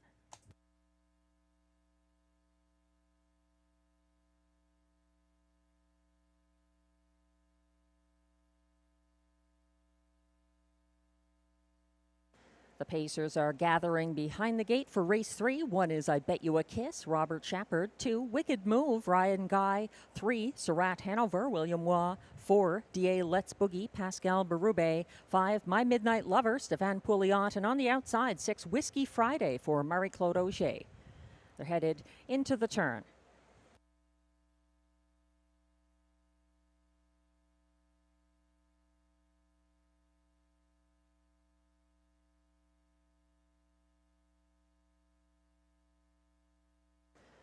Starting gate has entered the Rideau Carleton backstretch.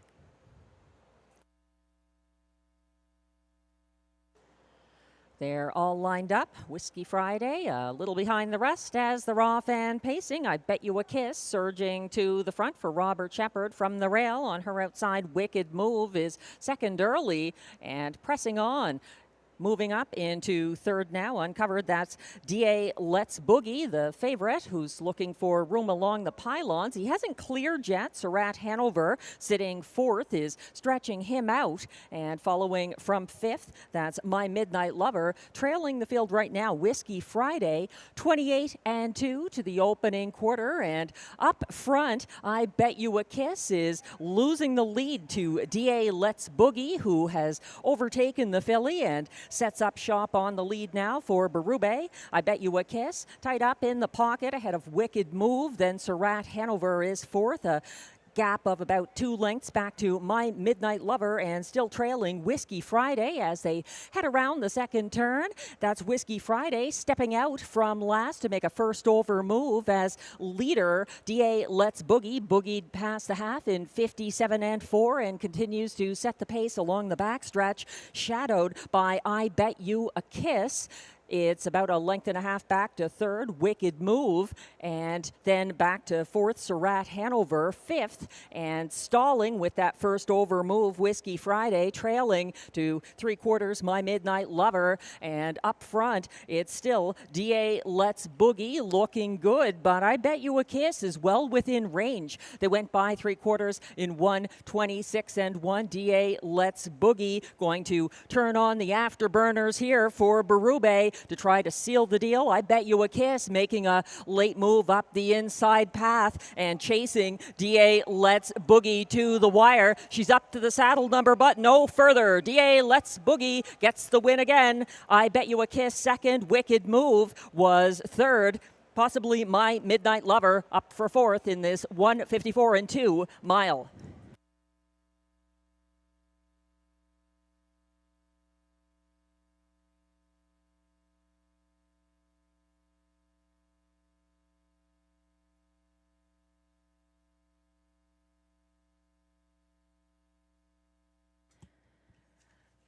The favorite came through once again, DA Let's Boogie, prevailing, even with the driver change.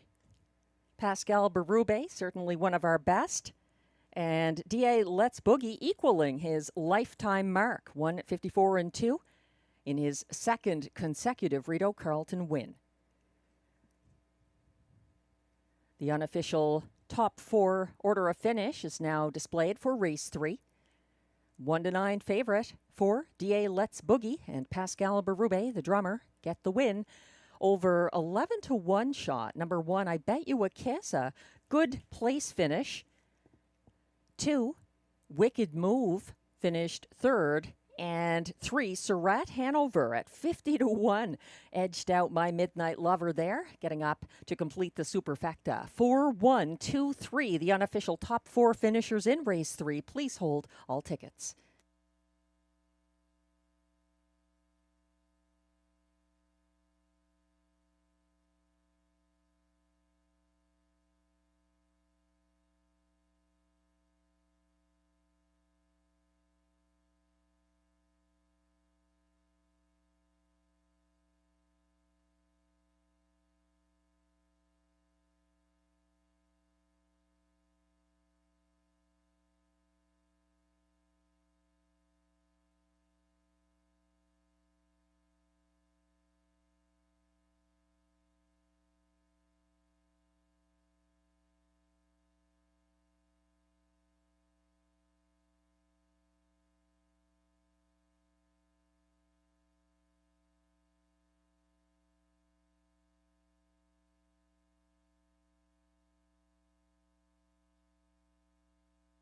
Making his way back to the Rideau Carleton winner's circle once again, unofficial race 3 winner. Number 4, D.A. Let's Boogie, a 3-year-old bay gelding by Danson Lou out of Sports Beauty. Owned by Cozen Farms, La Prairie, Quebec, bred by Ashley and Dean Wilson of Kerwood, Ontario, trained by Catherine Girard. And that wave was from the drummer, Pascal Berube, winning his first drive of the night. D.A. Let's Boogie, a confident 154-2 winner, equaling his lifetime mark. Congratulations.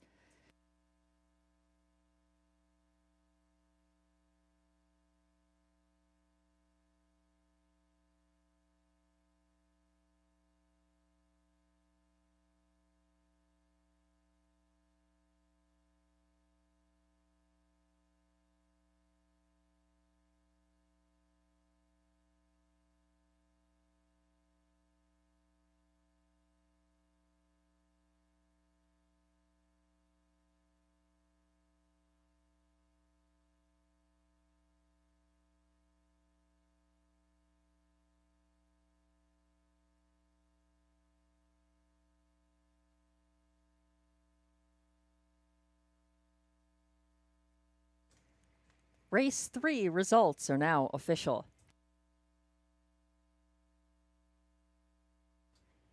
Prices are posted for race 3, where number 4, D.A. Let's Boogie, returns $2.10 to win.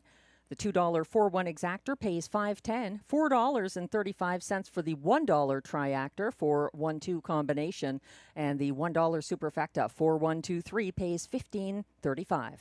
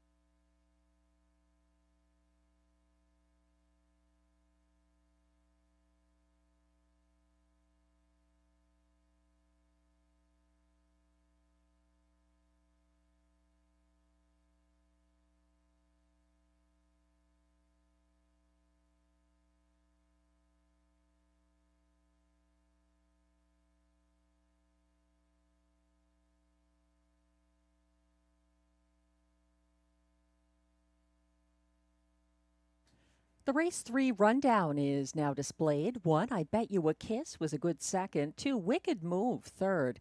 3, Surratt Hanover, fourth. Number 4, DA Let's Boogie, the race winner, as 1-9 favorite for Pascal Berube. 5, My Midnight Lover was edged out for fourth, finishing fifth. And 6, Whiskey Friday retreated to sixth. From the top down, your program should read 2, 3, 4, 1, 5, 6. The fractions 28 and 2. 57 and 4, 126 and 1, 154 and 2, the winning mile for DA Let's Boogie.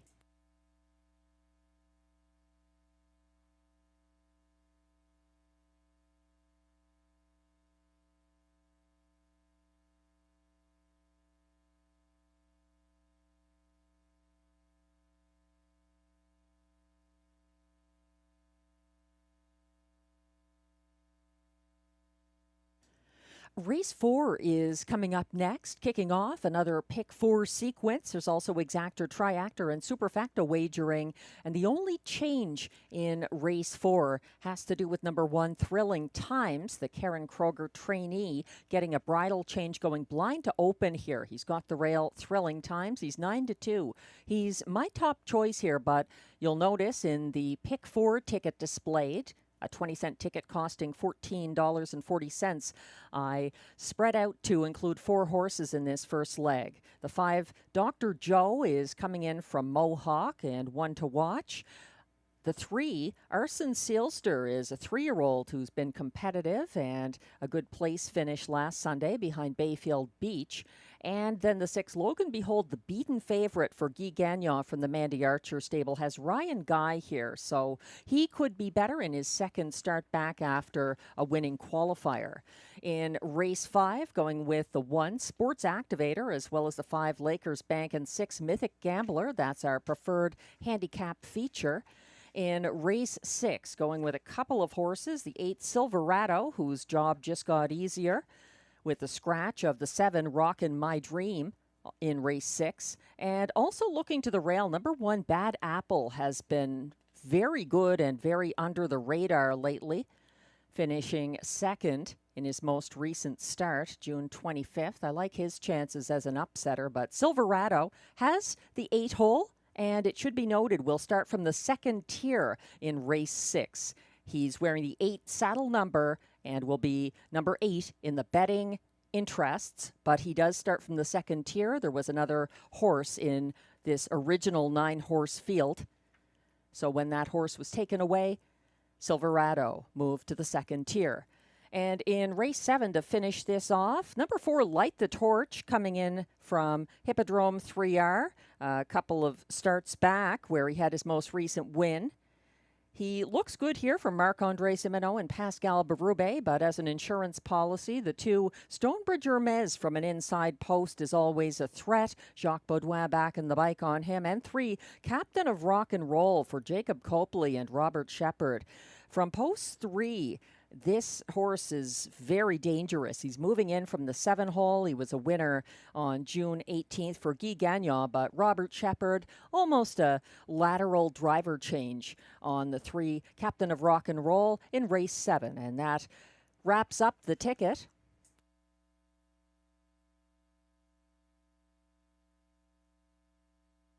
It's worth repeating for those who didn't catch the information earlier.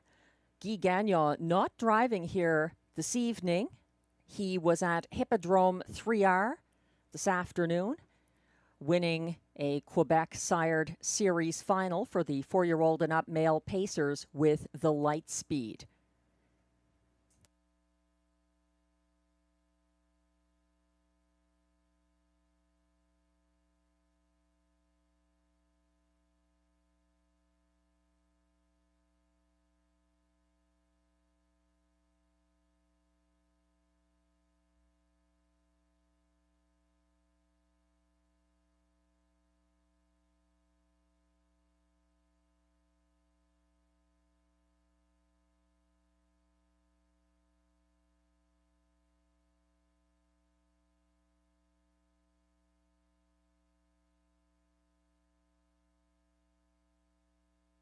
The Pacers are coming towards the track now for the race 4 post parade. Current favorite, number 5, Dr. Joe, the Mohawk Invader. For Vic Putty and Marie-Claude Auger, just one win in 20 tries this season. We'll see how he fares in upcoming race 4. He's a 2-5 favorite right now.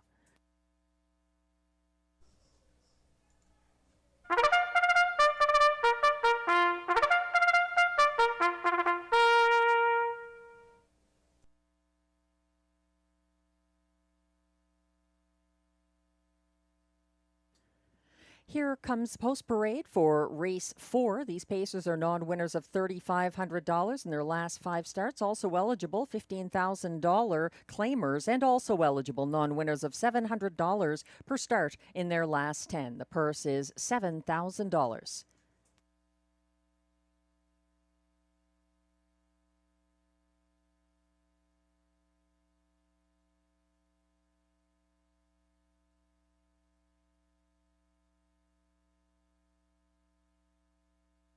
Leading the post parade, number 1, Thrilling Times, owned by Gilles Plourde and trainer Karen Kroger, both of Chelsea, Quebec. Pascal Berube drives, and Thrilling Times gets a bridle change, going blind to open. 2 is Tough Cooper, owned by Antonio DeMario and Antonio Belfiore of Sudbury, Ontario, trained by Steve Bellil. Clark Stacey drives. 3 is Arson Sealster, owned by Jamie Copley, Kimberly Eaton, and Darren Tingley of Ontario, with Dwayne Tingley of Nova Scotia. Mandy Archer trains. Robert Shepard is in the bike.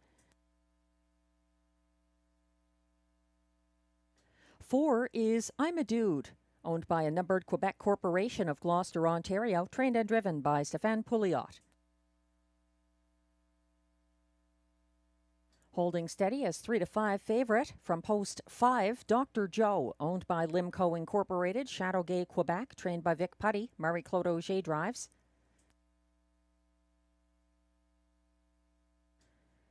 And completing the field from post 6, Logan Behold, owned by Kimberly Eaton of Brockville, with Jamie Copley of Kenmore, Ontario.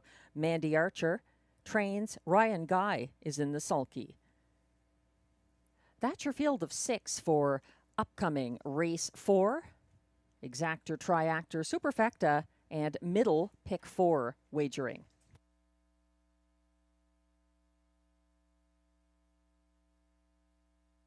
For those playing the pick 4 that kicks off here in race 4, look ahead to race 6. If you like the 3, another daily copy that race. Change the driver from Melanie Plourde to Jacques Baudouin. On the 3, another daily copy. Coming up in race 6, the second last leg of the pick 4 that begins here in race 4. We're getting a better look now at Dr. Joe, getting consistent support from the wagering public, 4-5.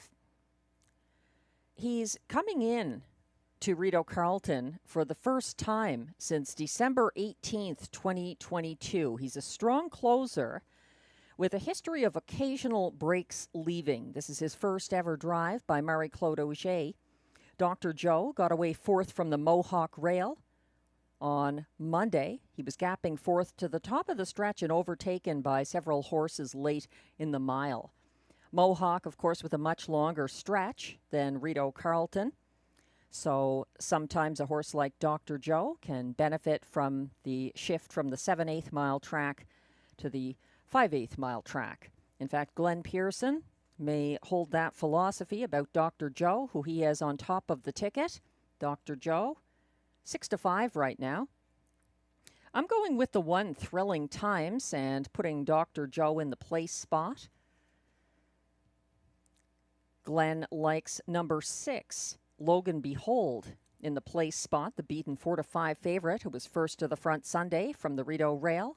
He cut fractions for Guy Gagnon and got out-sprinted by the pocket-sitting Bayfield Beach, and also Arson Sealster. This is his debut for Ryan Guy, number 6, Logan Behold, currently 5-2 on the tote board. Glenn likes the 3, Arson Sealster. The Mandy Archer stablemate of Logan Behold in the show spot, and so do I, Arsen Seelster, the winningest of this field this year. He was gapping fourth on the first turn last Sunday. He got flushed out by Thrilling Times approaching the half and steadily gained ground first over into second on the backstretch for returning driver Robert Shepard. 7-2 right now on number 3, Arsen Seelster. Glenn completes his superfecta with the 2, Tough Cooper, for trainer Steve Bellil and driver Clark Stacey. I'm going to Logan Behold to complete my ticket. I did use all 4 of these horses in this leg of the pick 4.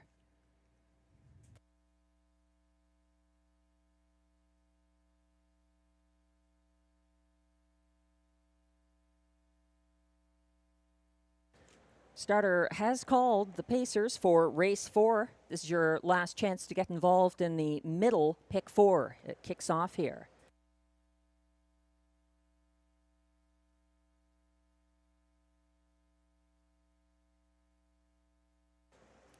The Pacers are lining up. 1, Thrilling Times and Pascal Berube first behind the gate.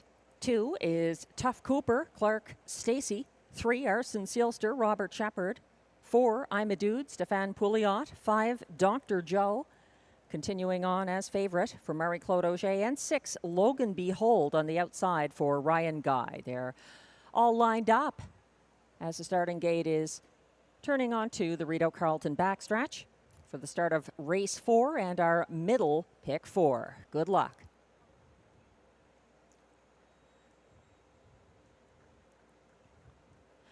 They're off and pacing, pushing the gate away. Thrilling Times on the inside and leaving as well. Logan Behold on the outside, sticking a neck in front and clearing to the front. That's Logan Behold landing on the lead, getting stretched out doing so by hard leaving Thrilling Times, and I take it back as Logan Behold takes back to sit the pocket for Ryan Guy. Thrilling Times going to press on past the quarter in 26-3 and continue to lead down the stretch. Thrilling Times, Logan Behold in the pocket. Then it's back to Dr. Joe sitting third. Fourth is Tough Cooper. Fifth, Arsen Seelster. And trailing this compact field, I'm a Dude. They're single file into the second turn, and Thrilling Times defended his lead from Logan Behold, who now sits the pocket, and he's unchallenged to the half, which he reaches in 55-4.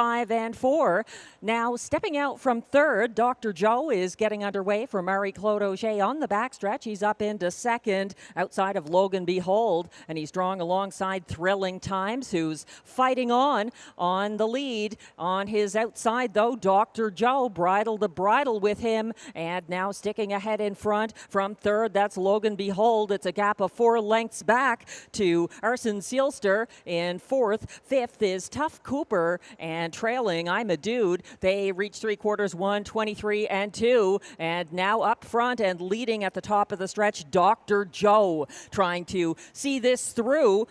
Still in play, Thrilling Times battles back on the inside. 3 wide, Logan Behold is coming on. It's going to be a thriller of a finish. Thrilling Times up the inside. Can't catch Dr. Joe, who prevails over Logan Behold. Thrilling Times and Arsen Seelster, 1:52-2.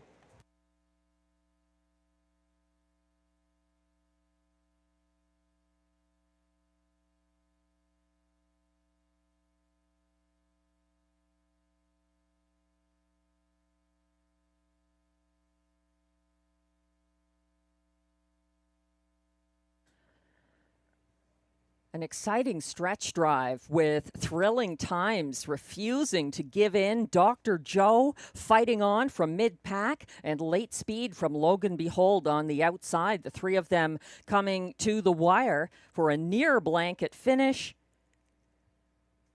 Dr. Joe getting the win, though, his second of the season, and his first for Marie-Claude Auger in race 4.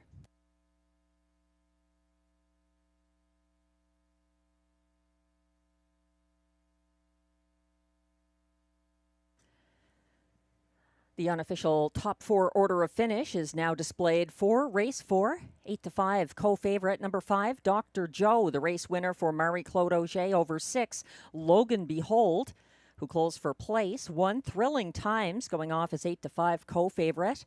Held on for show ahead of 3 Arson Sealster, 4th. 5-6-1-3, the unofficial top 4 in race 4. Please hold all tickets.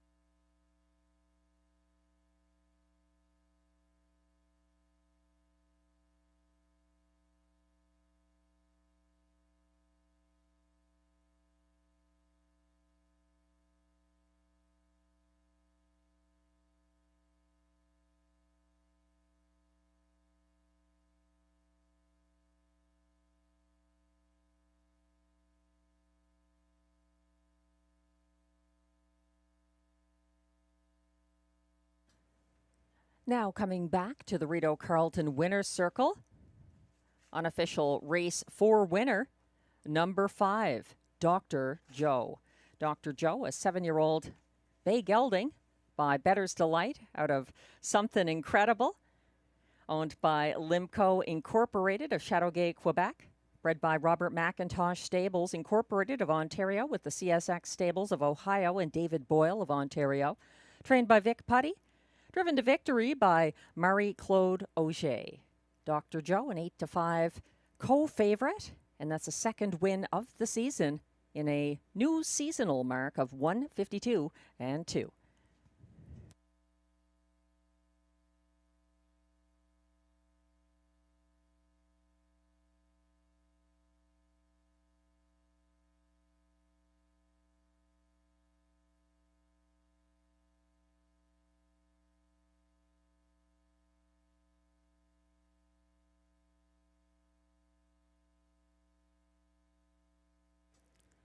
Race 4 results are now official.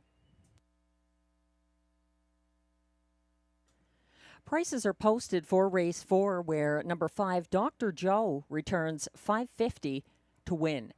The $2 5-6 exactor pays $23.50. It's $22 even for the $1 5-6-1 triactor, and the $1 superfecta 5-6-1-3 combination returns $42.35.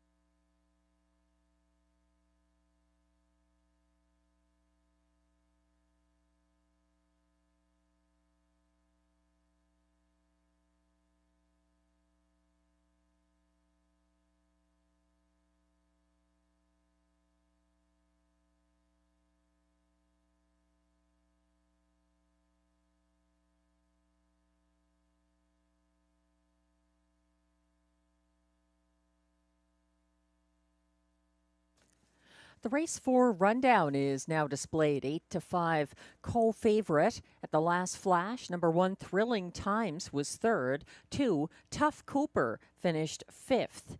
3, Arson Sealster was fourth. 4, I'm a Dude, sixth. 5, Dr. Joe, a winning 8-5 co-favorite. Marie-Claude Auger's second driving win of the card. And 6, Logan Behold, closed for place. From the top down, your program should read 3, 5, 4, 6, 1, 2. The fractions were 26 and 3 to the quarter, 55 and 4 at the half, 123 and 2 at 3/4, 152 and 2, a seasonal best for Dr. Joe.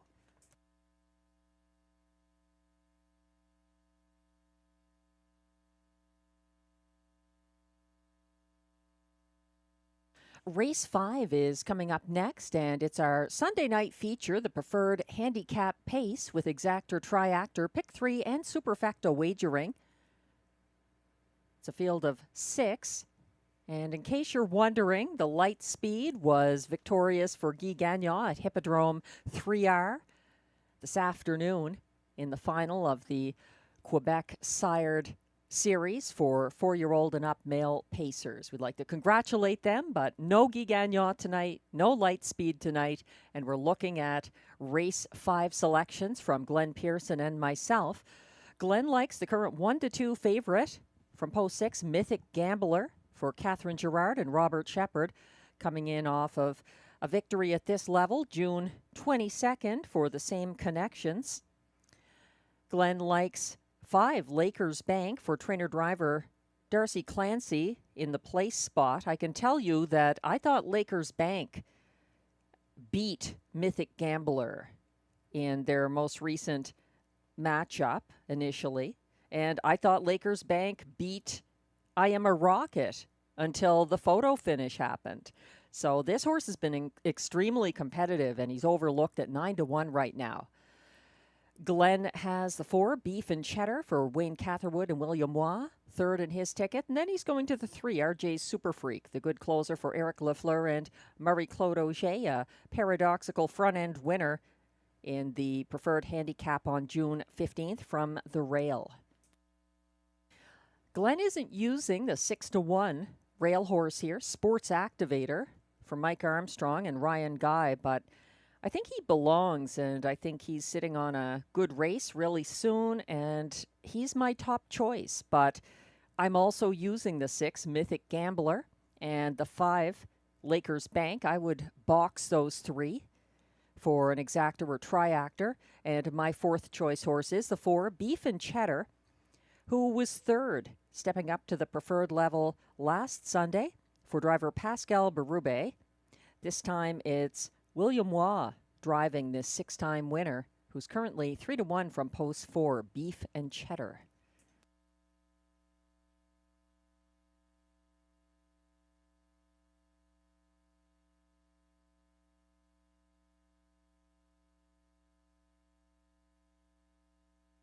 We'd like to wish a happy 82nd birthday to Roger. Your family loves you.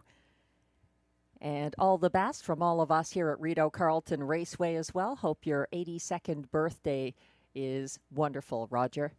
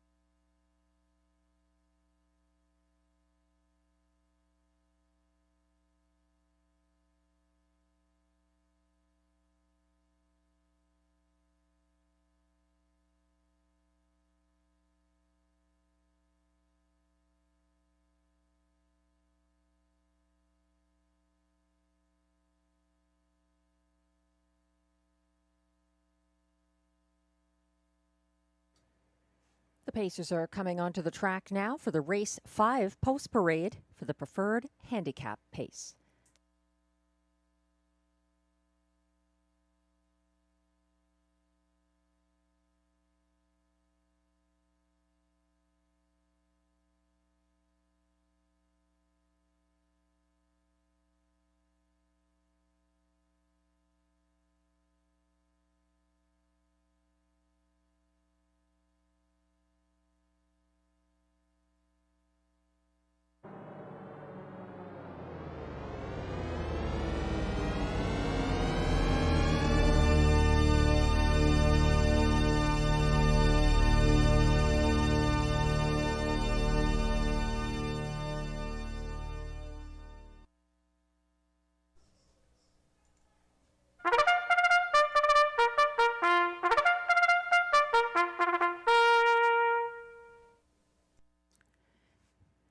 Here's the post parade for Race 5, the Preferred Handicap Pace, with a purse of $10,000.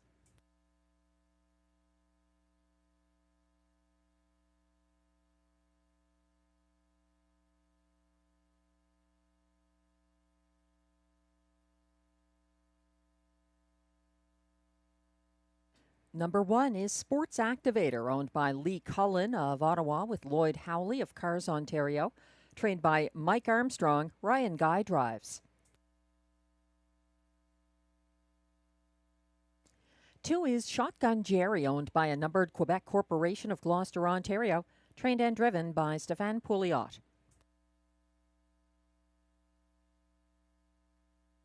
3 is RJ's Super Freak, owned and trained by Eric Lafleur, who shares ownership with Michel Blais, also of L'Ange Gardienne, Quebec.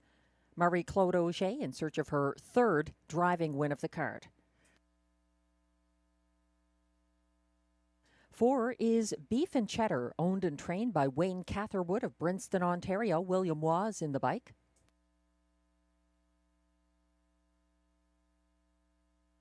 5 is Lakers Bank, owned by Valspar Stables of West Hill, Ontario. Darcy Clancy trains and drives.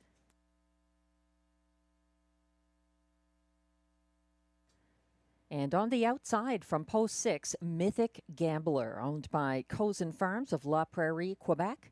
Trained by Catherine Girard, Robert Shepard drives the 1-5 current favorite.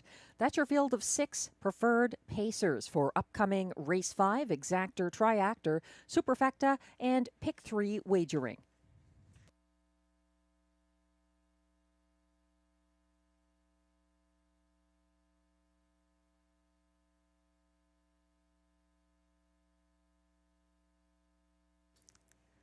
We're getting a good look at Glenn Pearson's top selection. In fact, the top selection on the tote board right now, 1-5 favorite number 6, Mythic Gambler, who circled pace-setting Lakers Bank near the opening quarter of the June 22nd preferred handicap and held off a first over move from the light speed on the backstretch. Mythic Gambler opened up late. He looks good here, but not unbeatable. The 5, Lakers Bank, is 7-1, and at first glance it looked like he held off. I Am a Rocket in a tight finish in the Sunday preferred handicap pace. In actuality, Lakers Bank was second by a head after a front-end trip from the quarter onward. Lakers Bank put away Beef and Cheddar in an early battle, settled after a 26-3 opening quarter. This horse definitely coming in strong for Darcy Clancy. 5-1 right now on the 5, Lakers Bank. 4, Beef and Cheddar is 6-1. He made 2 moves Sunday in line to Pascal Berube. Beef and Cheddar battled the first over Lakers Bank on the first turn and had a late move up the inside path as well, running out of racetrack. Note that he wired in a lifetime best 152 flat June 22nd at a lower classification. He's worked his way up to the preferred handicap now, and he has post 4, Beef and Cheddar.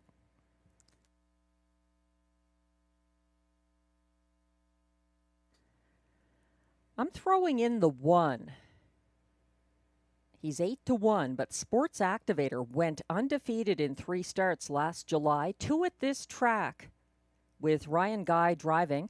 All of these wins were from posts 1 through 3. Sports Activator was second from the Rideau rail in the June 1st preferred handicap. That was a pocket ride behind the light speed. He made a late first over bid that fell short.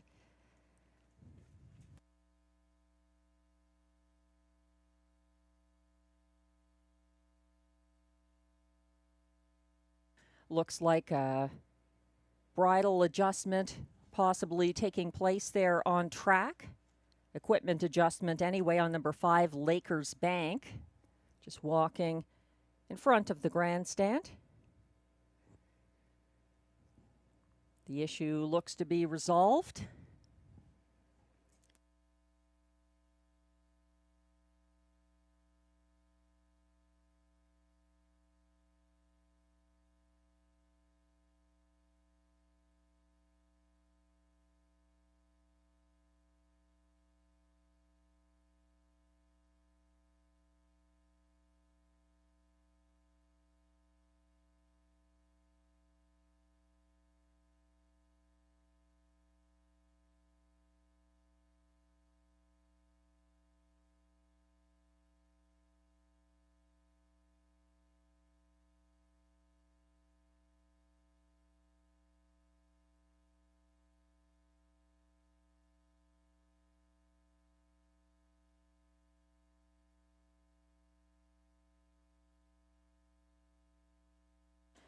Starter has called the preferred pacers.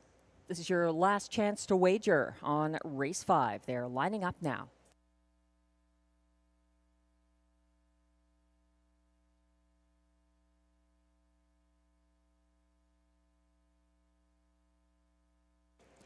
One is Sports Activator for Ryan Guy. 2, Shotgun Jerry, Stéphane Pouliot. 3, RJ's Super Freak, Marie-Claude Auger. 4, Beef and Cheddar, William Waugh. 5, Lakers Bank, Darcy Clancy. And on the outside, 6, Mythic Gambler for Robert Shepard.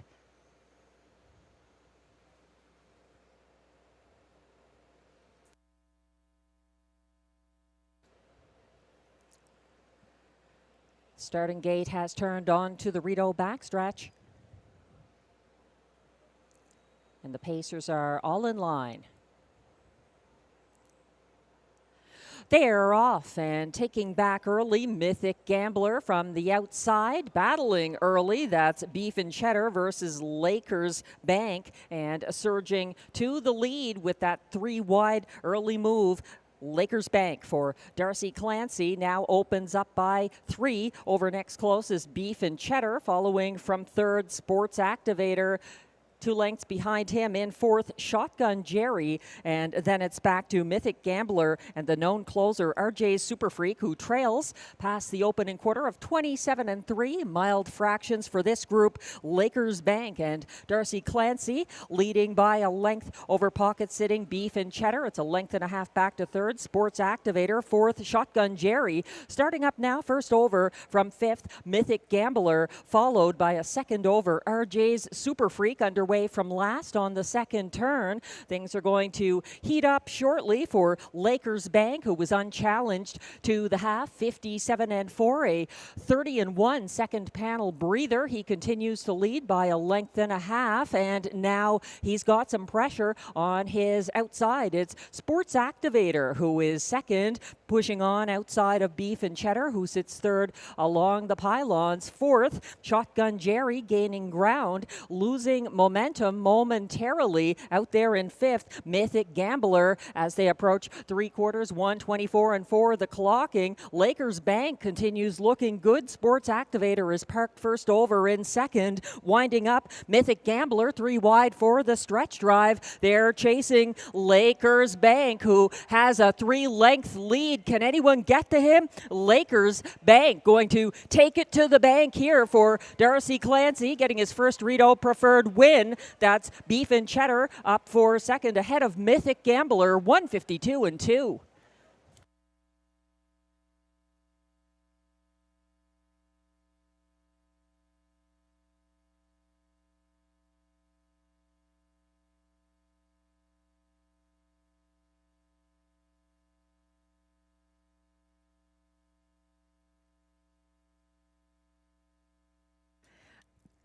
Lakers Bank.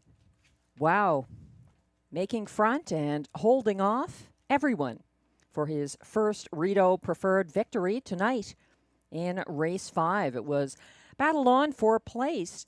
Beef and Cheddar appeared to hold off Mythic Gambler, charging 3 wide down the stretch in this 152 and 2 mile.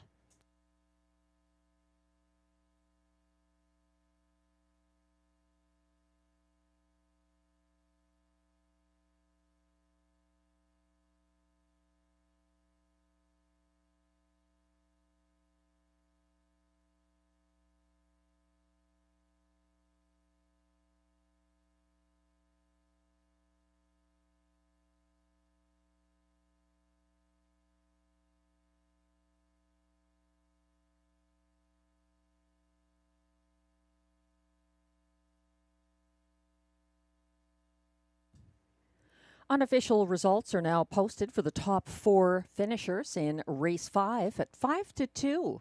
Number 5, Lakers Bank gets his first Rideau Carleton Preferred Handicap victory for trainer-driver Darcy Clancy. Finishing second at 10-1, Beef and Cheddar rallied late for place, holding off. 1-5 beaten favorite, 6 Mythic Gambler, who was third, and 2 Shotgun Jerry completing the superfecta here at odds of 14-1. 5-4, 6-2, the unofficial top 4 in race 5. Please hold all tickets.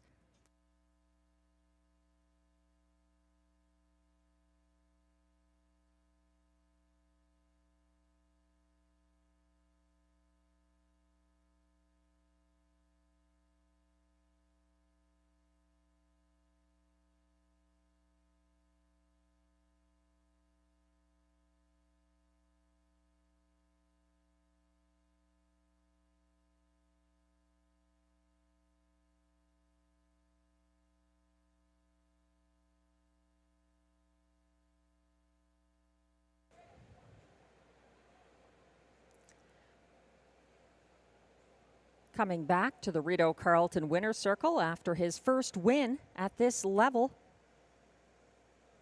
Lakers Bank and Darcy Clancy.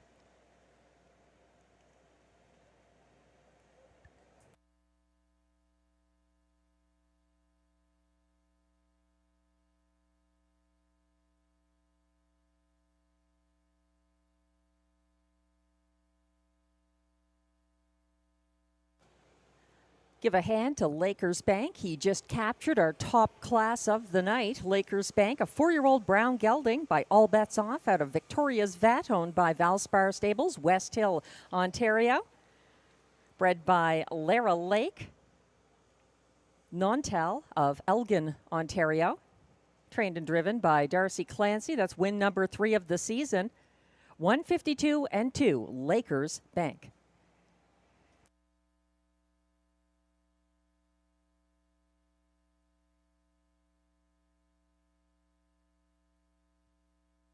Results are now official for race 5.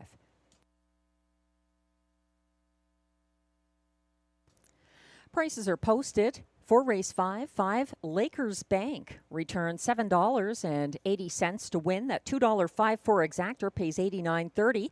The $1 pick 3 4 5 5 combination 3 of 3 for $1 pays $16.50. It's $19.70 for 4 of 4 in the early pick 4. The $1 ticket, 3 4 5 5 combination.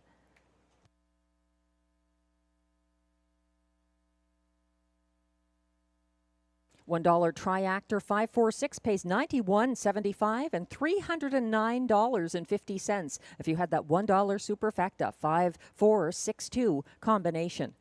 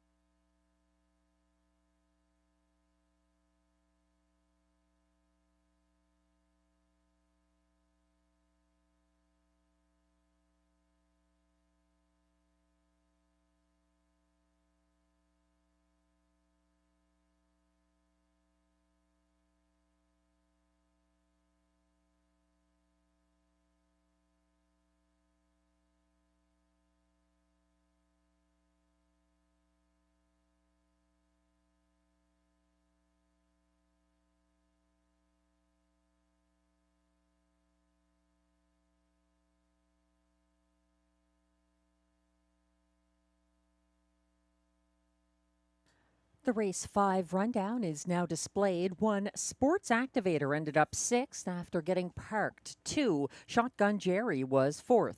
3 RJ's Super Freak 5th. 4 Beef and Cheddar a good 2nd at 10-1. 5 Lakers Bank the race winner for Darcy Clancy. And 6 Mythic Gambler was 3rd as beaten 1-5 favorite.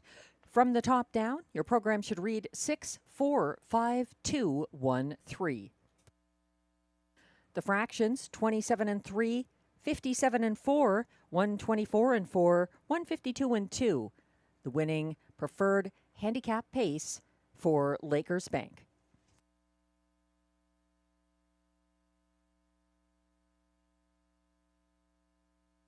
We have a carryover coming up in race 6, a pick 5 carryover. There's also exactor, triactor, and high five wagering here. But this is the part you'll like. You're playing for free money, $1,933. The carryover, and that is coming up in race 6.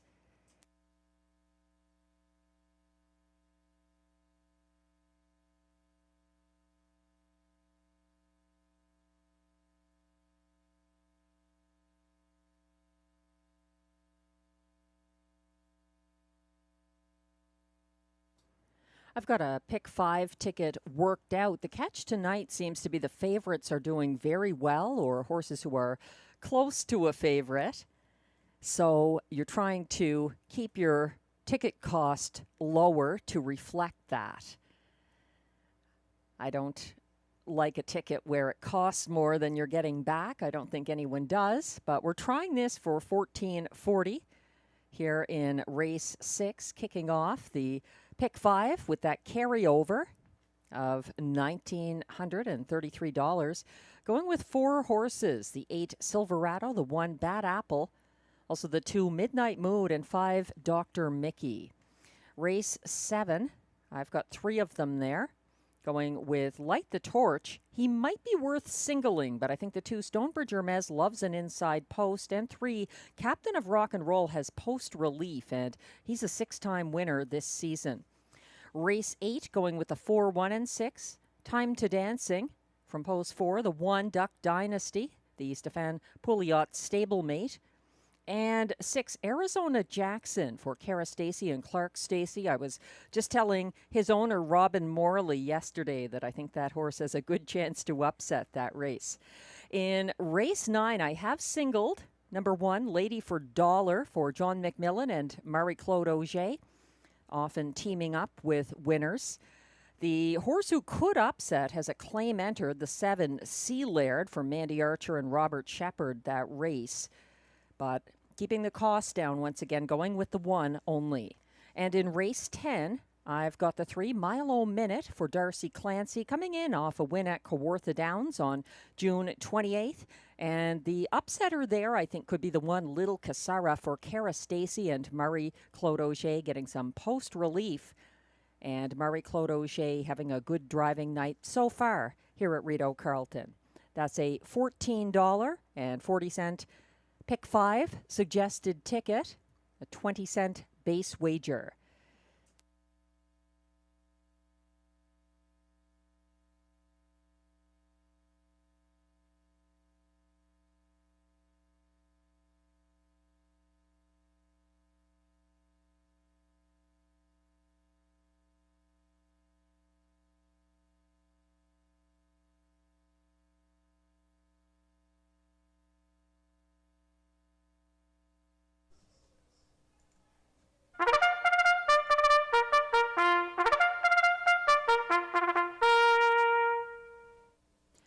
Here comes the post parade for race 6. These pacers are $8,500 claimers competing for a purse of $5,600.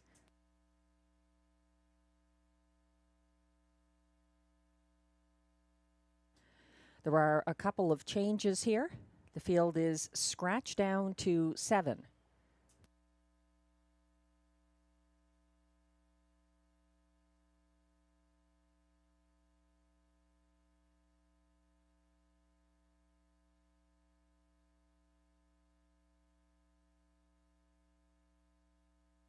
One is Bad Apple, owned by Leah Rose Laverne of Papineauville, Quebec. Trained by Benoit Hebert, William Waugh drives.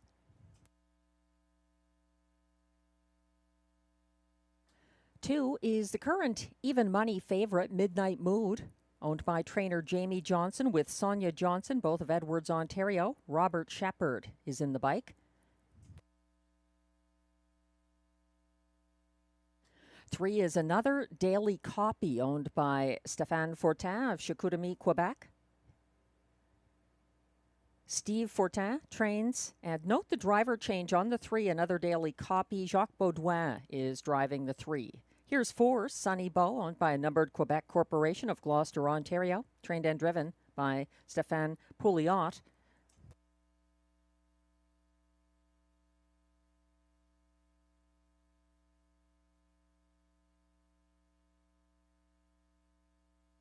Five is Dr. Mickey, owned and trained by Paul Laframboise of Lange-Gardienne, Quebec. Marie-Claude Auger drives.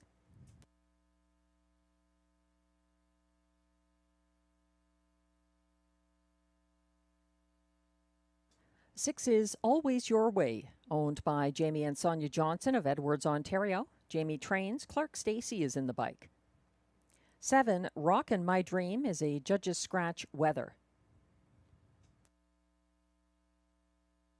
Completing the field from post 8, but starting from the second tier, Silverado, owned and trained by Wayne LaViolette of Dunrobin, Ontario. Ryan Guy drives. That's your field. Scratch down to 7 horses in upcoming race 6 with exactor, triactor, pick 5, and high 5 wagering.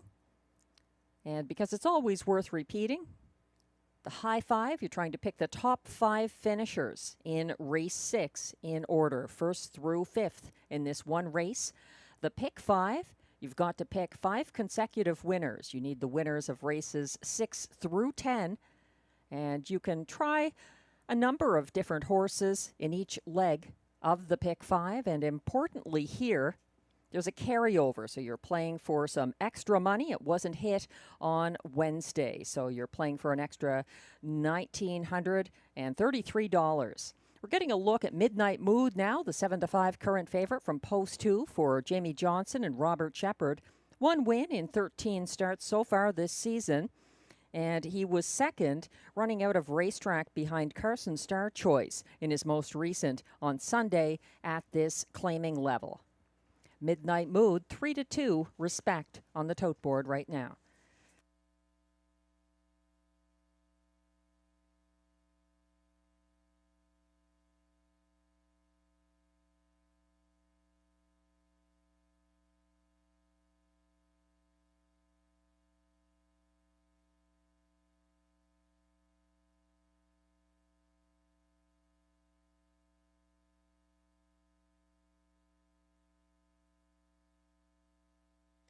We're getting a look at the track handicapper selections for upcoming race 6. Glenn Pearson and myself see it a little differently.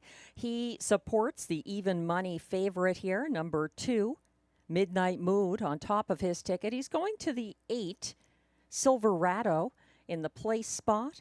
Then with the 5 for 3rd, 4 for 4th, and 6 to complete his ticket. So we see it a little differently from each other, as we often do. Glenn's show horse here, number 5, is Dr. Mickey, the good closer. 4, Sunny Bow, likes the front end. He's got some serious post relief coming in from the 7 hole, from which he finished 8th on Sunday. And then the 6, Always Your Way, for Clark Stacey to complete his high 5 ticket.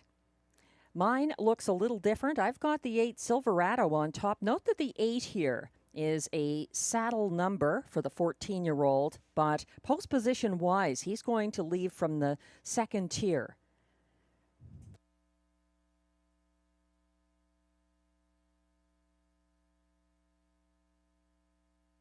Starter has called the field for upcoming race 6. This is your one and only chance to play the pick 5 tonight at Rideau Carleton.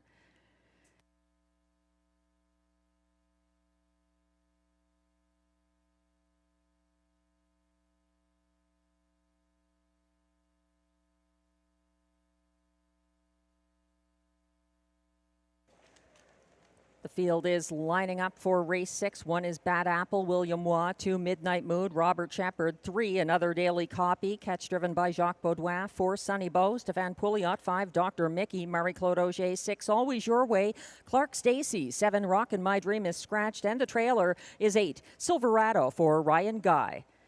They're coming off the turn and on to the Rideau Carleton backstretch. They're all in line with 1 behind, approaching the start.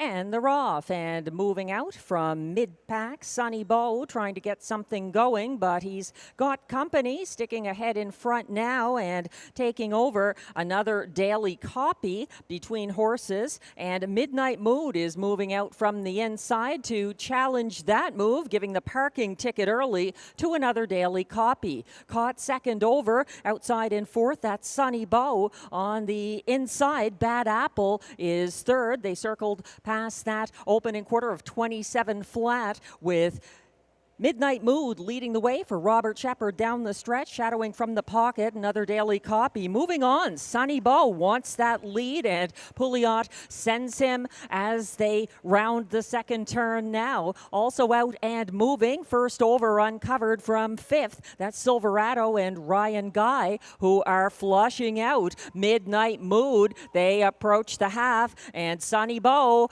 getting there in 56-3, but he's got company on the outside and a half length in front, but yet to clear. Midnight Mood moving on and following his cover, second over, and now taking a shot at the new leader, Midnight Mood. That's Silverado, the 14-year-old, drawing alongside the leader. Third now, Sunny Beau on his outside, gapping cover in fourth. Dr. Mickey further back in fifth. From third over now, Always Your Way, trying to get involved. Second last at this point, Another Daily Copy. Another day, maybe.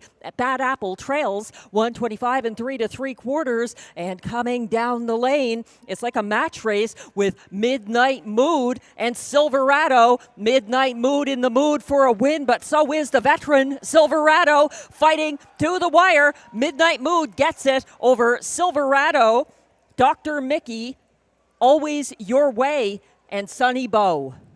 154-3.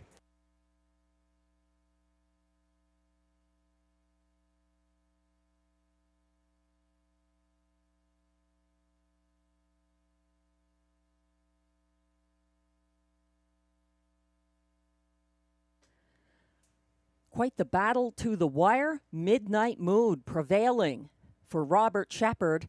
But how good was the 14-year-old Silverado for Ryan Guy, making him work for that win in a 154-3 mile.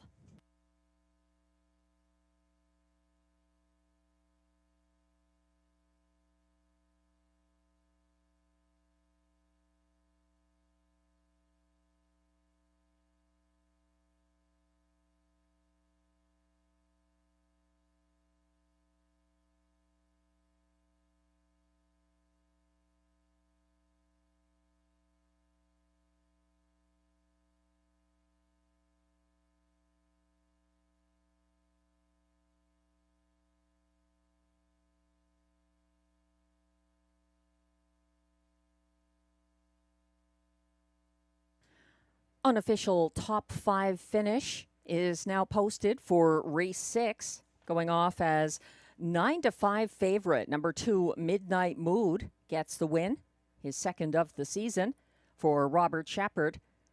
Finishing second, number 8, Silverado. 5, Dr. Mickey, closed for show, ahead of 6, Always Your Way, fourth, and completing the high 5 was number 4, Sunny Beau.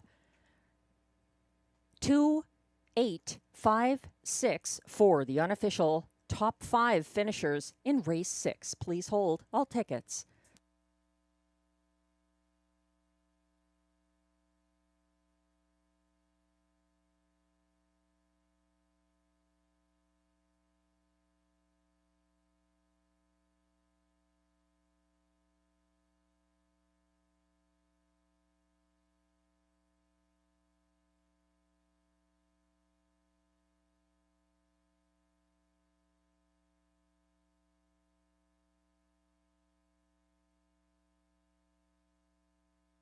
Now coming back to the Rideau Carleton Winner's Circle after a well-earned victory in race 6. Number 2, Midnight Mood, a 7-year-old bay gelding by J.K. Endevanera out of La Diable, owned by trainer Jamie Johnson with Sonia Johnson, both of Edwards, Ontario. Midnight Mood was bred by William C. DeLong of Wisconsin and William P. DeLong of Illinois. Robert Shepard's first driving win of the card, and Midnight Mood's second win of the season. 154-3, just missing his seasonal mark.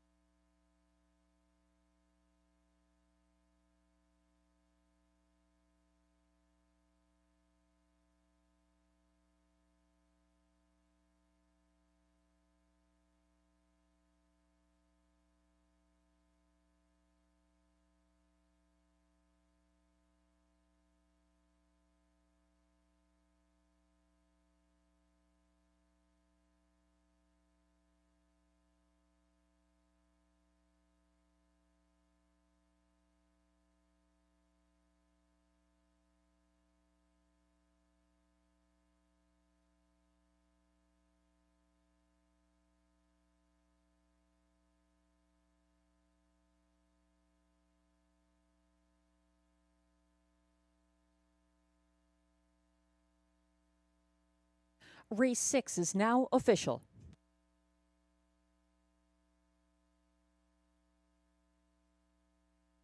Prices are posted for race 6. Number 2, Midnight Mood, returns $5.60 to win.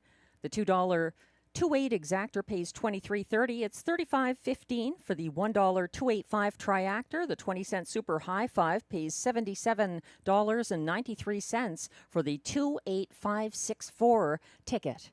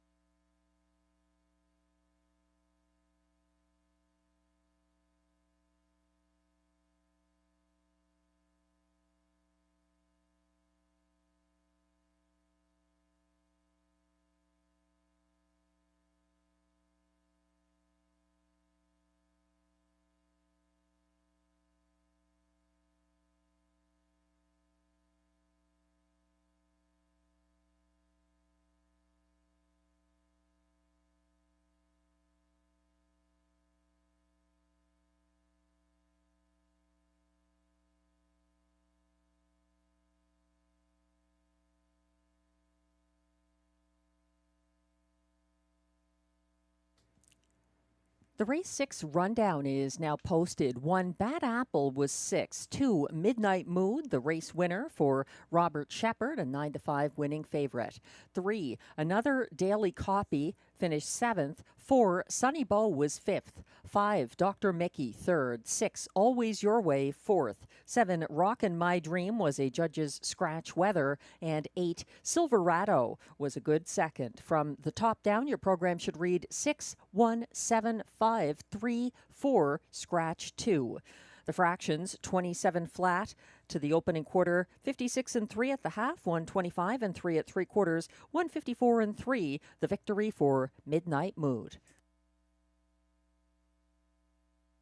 Busy lives make special moments that much more important with family, with colleagues, with loved ones and friends. But sometimes the circumstances change suddenly and emergency services are needed. When every second counts, would you know what to do? St. John Ambulance is here to help with the most comprehensive first aid and CPR training programs conveniently scheduled at times that work for you. Just one course could save someone you love. Book online or call today. St. John Ambulance, saving lives at work, home, and play.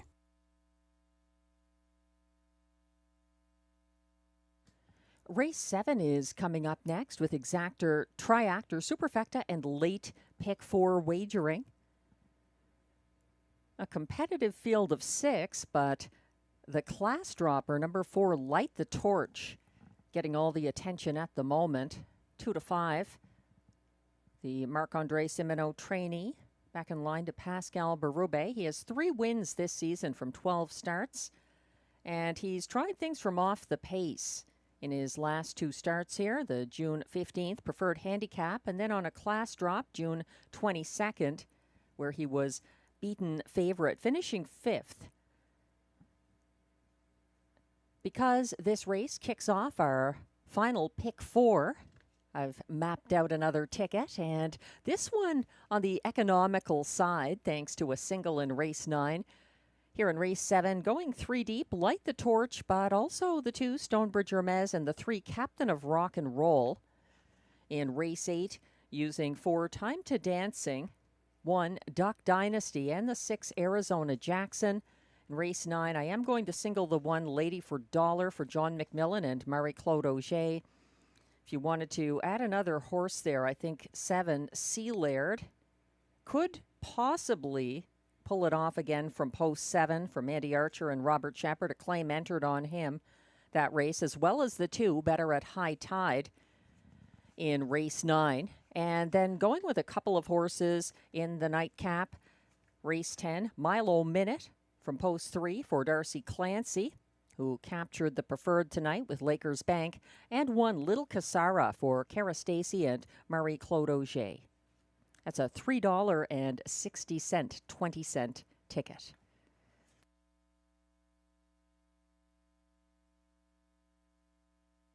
With those 2 claims entered race 9, I would definitely beef up the ticket. I'd recommend adding Better at High Tide and Sea Laird in race 9, adding a little to the cost of the ticket, but also the likelihood of hitting. Both of those have claims entered, the 2 and the 7 in race 9.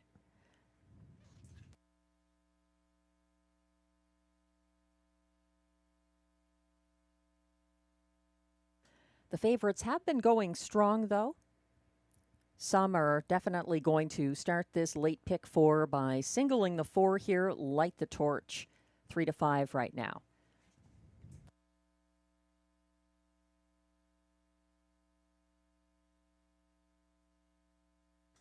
As we await the post parade, I'd like to extend congratulations to the class of 2025 at the Harness Racing Hall of Fame in Goshen, New York.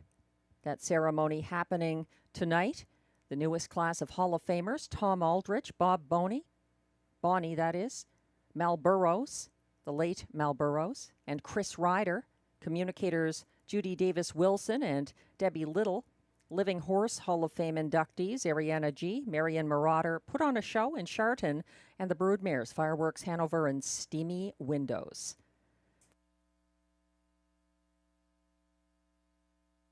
There were also harness racing immortals being inducted. Lester Hollenbach, Bob Key, Harmon Showers.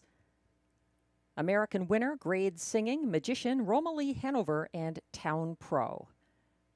All being inducted tonight at the Goshen Harness Racing Hall of Fame and Museum in upstate New York. Always worth a visit if you can get there. A beautiful place honoring the history of the sport.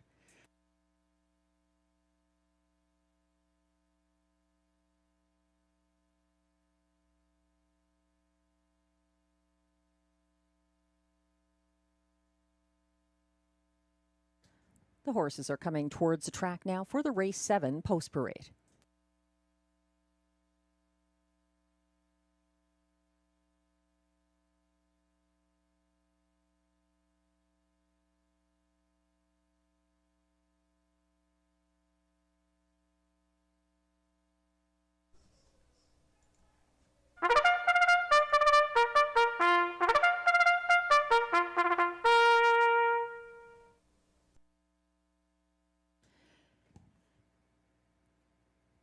The Race 7 Pacers are non-winners of $6,000 in their last 5 starts. Also eligible non-winners of $40,000 lifetime with allowances for fillies and mares. Also eligible $18,000 claimers. They race for a purse of $8,200.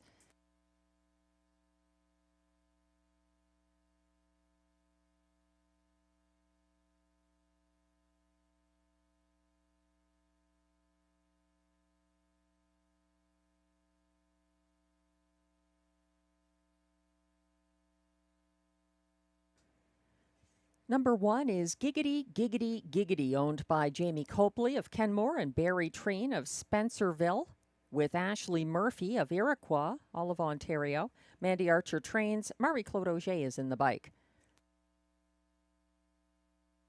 2 is Stonebridge Hermes, owned, trained, and driven by Jacques Baudouin of Manotick, Ontario.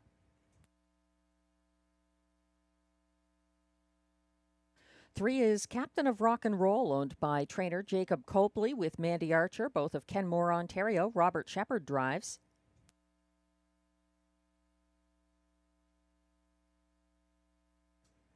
4 is the 1-2 favorite, Light the Torch, owned by trainer Marc-André Simoneau of Trois-Rivières, Quebec, who shares ownership with Jean Fontaine, also of Trois-Rivières. Pascal Berube drives.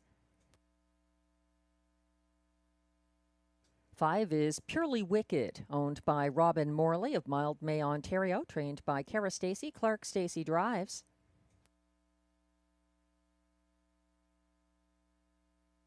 And completing the field from post 6, Skylar, owned by trainer Danielle Dulude of Saint-Martin, Quebec, who shares ownership with Silvio Ravari of Saint-Lazare, Quebec.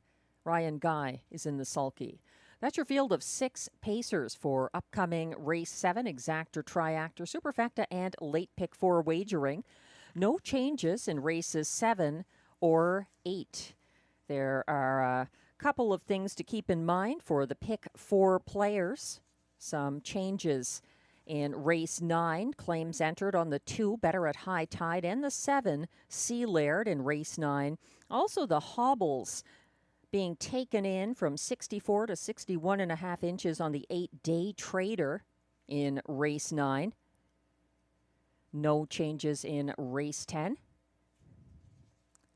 We also have a scratch of Saskabush Steve, the 4, a judge's scratch weather in Race 9.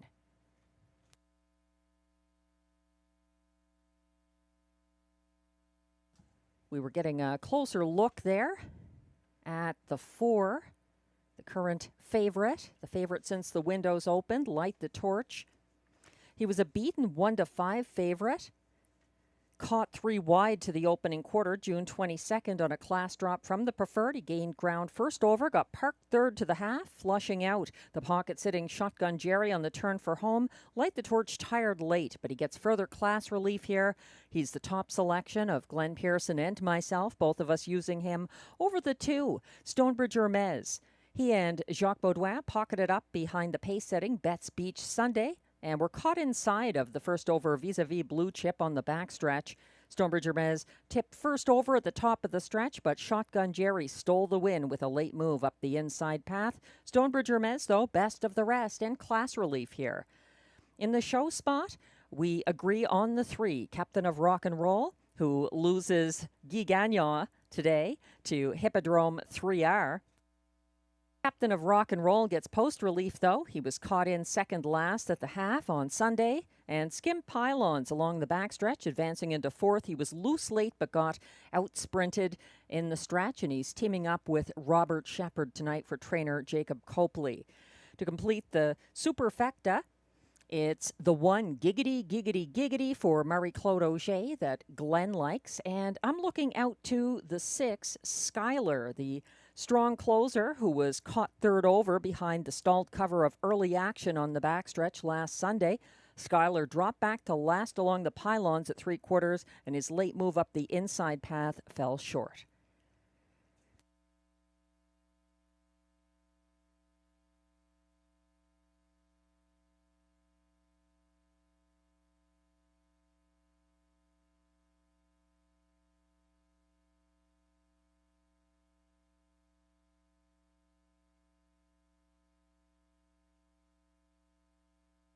The race 7 pacers have been called to the start, and that's also your notification. This is your last chance tonight to play the pick 4 at Rideau Carleton. Field is lining up now. 1 is Giggity, Giggity, Giggity for Marie-Claude Auger. 2, Stonebridge Hermes, Jacques Baudouin. 3, Captain of Rock and Roll, Robert Shepard. 4, Light the Torch. 4 to 5 favorite right now for Pascal Berube. 5, Purely Wicked, Clark Stacy. And on the outside, 6, Skylar for Ryan Guy. They're lined up going into the turn, except Giggity, Giggity, Giggity, a few lengths to make up.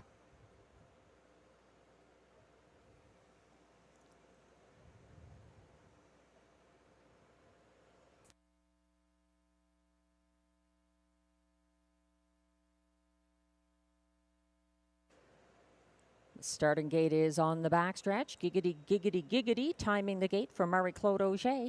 They're all in line. They're off and pacing, and instantly to the front. Giggity, Giggity, Giggity is sticking a neck in front, and Stonebridge Hermes going to take back and sit the pocket, getting a little steppy there and backpedaling. That's Skylar, not finding any room along the pylons. He's backpedaling to last. Following third in the early going, Captain of Rock and Roll. Second last, that's Light the Torch. And at the back, after some kind of miscue, Purely Wicked is trailing this field by many lengths. They went by the opening quarter, 27-1. And front striding, Giggity, Giggity, Giggity is keeping ahead of Stonebridge Hermes, the pocket sitter. Captain of Rock and Roll, third. Fourth along the pylons, that's Light the Torch. Following him from fifth, Skylar. And after some kind of a miscue, again, Purely Wicked trails as they head around the second turn to the halfway point. It's still Giggity, Giggity, Giggity. Getting there in 57 flat, 29-4. Second panel, it's Stonebridge Hermes in the pocket. Here's a first over move from Captain of Rock and Roll, and Robert Shepard up alongside the stablemate. Giggity, Giggity, Giggity, still leading by a neck as they head to 3/4, but they're battling and gearing up from further back. Light the Torch is gapping cover, but he's moving into fourth outside of Skylar. They reached 3/4 in 1:24-4, and up front, Giggity, Giggity, Giggity has shrugged off Captain of Rock and Roll and remains the horse to beat as they come down the lane. Stonebridge Hermes looking for room up the inside path. Stonebridge Hermes chasing Giggity, Giggity, Giggity. Stonebridge Hermes or Giggity, Giggity. It's going to be Stonebridge Hermes getting that mild upset. It was Giggity, Giggity, Giggity versus Captain of Rock and Roll for place, 153 flat.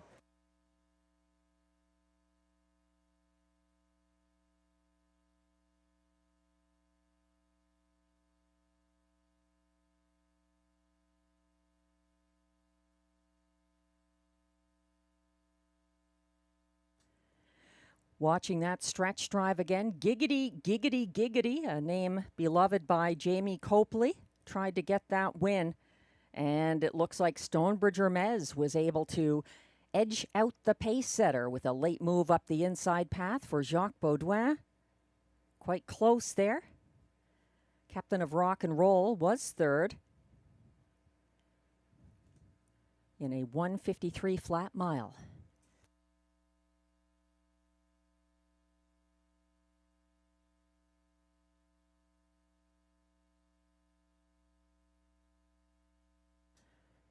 The unofficial top 4 finishers are now posted for race 7.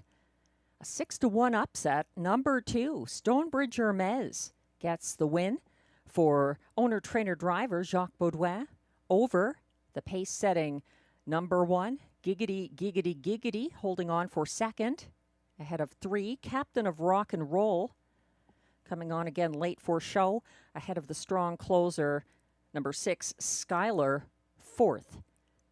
2-1-3-6, the unofficial top 4 finishers in race 7. Please hold all tickets.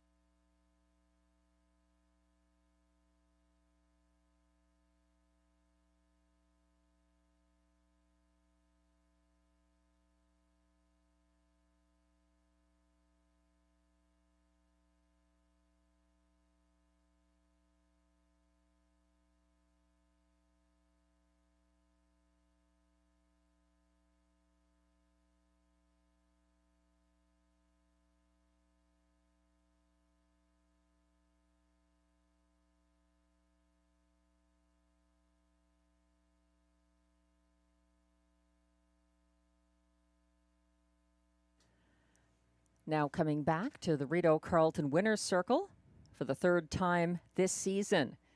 And taking a bow, unofficial race 7 winner number 2, Stonebridge Hermes. A 6-year-old bay stallion by betting line out of Glacier Express. Owned, trained and driven by Jacques Baudouin of Manotick, Ontario. Bred by Angie Stiller of Arva, Ontario. 1:53 flat, a new seasonal best in his 3rd win and 15th start of the year.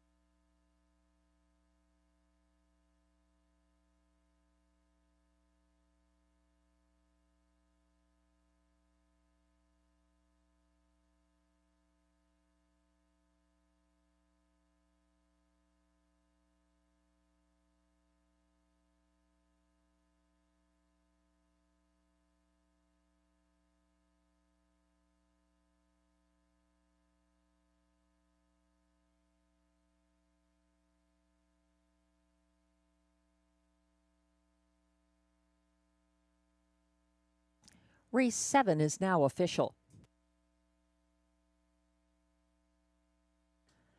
Prices are posted for race 7, where 2, Stonebridge Hermes, returns $14.60 to win. The $1 pick 3 ending here. 5 with 2-7 with 2, 3 of 3, $141.25 for $1. 4 of 4 in the pick 4, $307 if you had the winning combination. 5, 5, 2, 7, 2. 20-cent pick 4, 4 of 4, $61.40. That exactor, 2-1 for $2, $65.50, $111.95 for the $1 213 try, $430.20 if you had the 2136 $1 superfecta.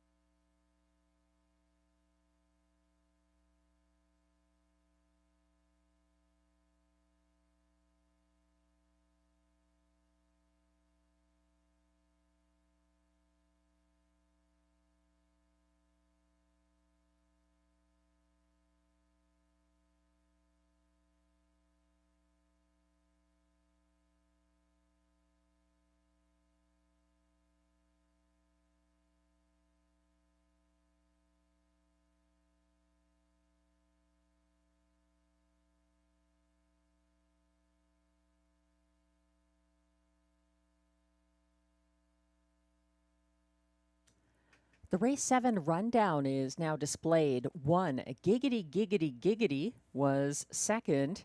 2, Stonebridge Hermes, a 6-1 winner for Jacques Baudouin. 3, Captain of Rock and Roll, closed for show. 4, Light the Torch was 5th as beaten 2-5 favorite. 5, Purely Wicked was 6th, and 6, Skylar closed for 4th. From the top down, your program should read 2-1-3-5-6-4. The fractions 27 and 1, 57 flat, 124 and 4, 153. The winning mile for Stonebridge Hermes.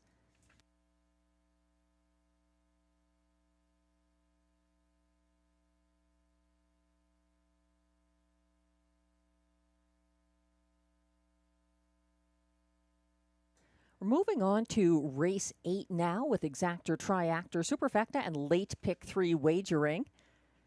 And on a night of favorites, Glenn is supporting the current even money favorite. No sport pun intended for Pascal Berube and Mike Armstrong from post 2 in upcoming race 8. I like the chances of Time to Dancing. 17-1 right now. I think this horse is overdue and going to explode soon. I'm just waiting for the moment. He's just 1 for 15 this year, but competitive and picking up checks week after week. And 17-1, that's my kind of animal to put into a ticket. Even if I'm boxing that ticket, I think he's going to be part of the top 4 here. The 1, Duck Dynasty, 2-1. Glenn and I both have that one in the place spot. He's a possible pace setter from the rail for Stéphane Pouliot. Glenn likes the 3, Monty's Gone Marble for Robert Shepard and John McMillan. For 3rd, I'm using him 4th in my ticket. And going to the 6, Arizona Jackson for Kara Stacey and Clark Stacey in the show spot. This one getting significant class relief, and he's a possible upsetter here. 7-2 right now on the 6, Arizona Jackson, who was able to wire at a similar classification June 8th for the same connections. Glenn is completing his ticket with the 5 Love My Rockin' Bird for Vic Putty and Marie-Claude Auger in the 4th spot. So we see it a little differently in upcoming race 8.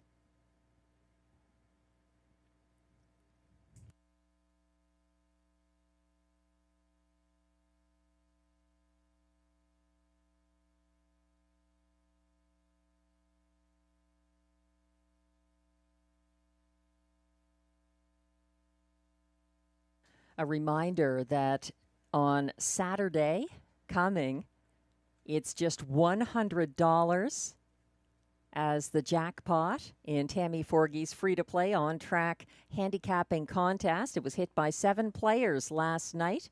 Congratulations to the winners. The jackpot had reached $1,900. Now we're back to $100 again. Every Saturday evening, free to play, you must be on track in the simulcast lounge to enter and to collect your winnings. Also coming up on Sunday, July 13th, we've got the return of the amateur race calling contest. That was a success last year. Sebastian Turenne pulling off the win. Team McMillan versus Team Keith in that upcoming event. If you're at the track and game to enter, you can reach out to Tammy in the paddock office, and she can set you up to enter the amateur race calling contest next Sunday, July 13th.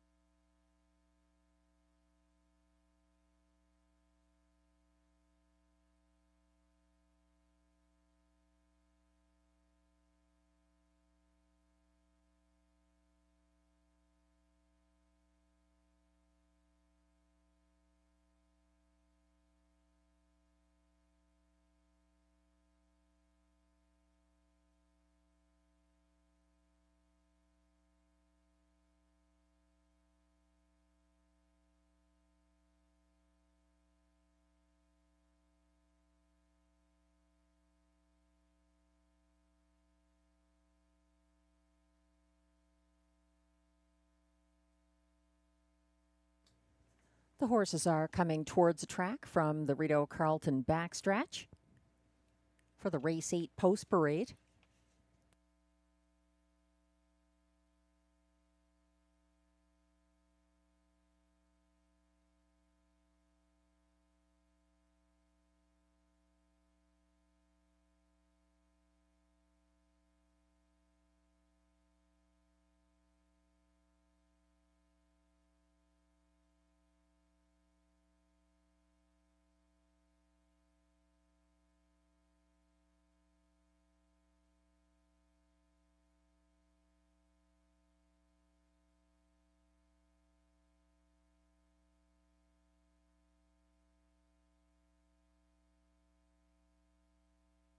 Like to wish a happy birthday to Robert in Nova Scotia, tuning in online tonight. All the best.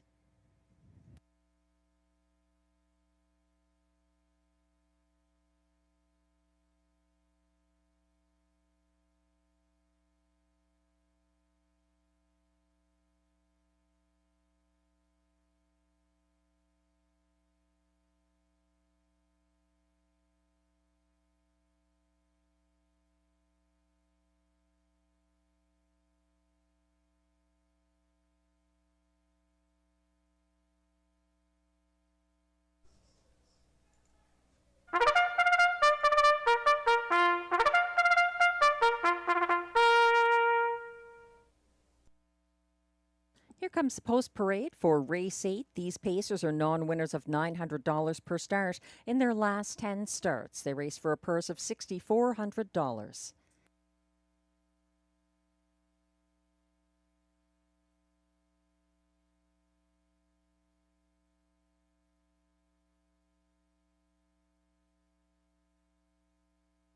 One is Duck Dynasty, owned by a numbered Quebec corporation of Gloucester, Ontario, with Santo Barilla of Metcalfe, Ontario, trained and driven by Stéphane Pouliot.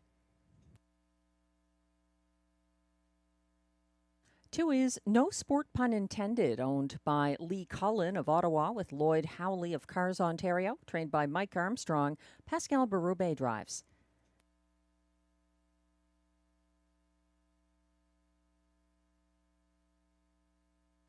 3 is Monty's Gone Marble, owned by Jeff and April Murphy of Iroquois, Ontario, trained by John McMillan. Robert Shepard drives.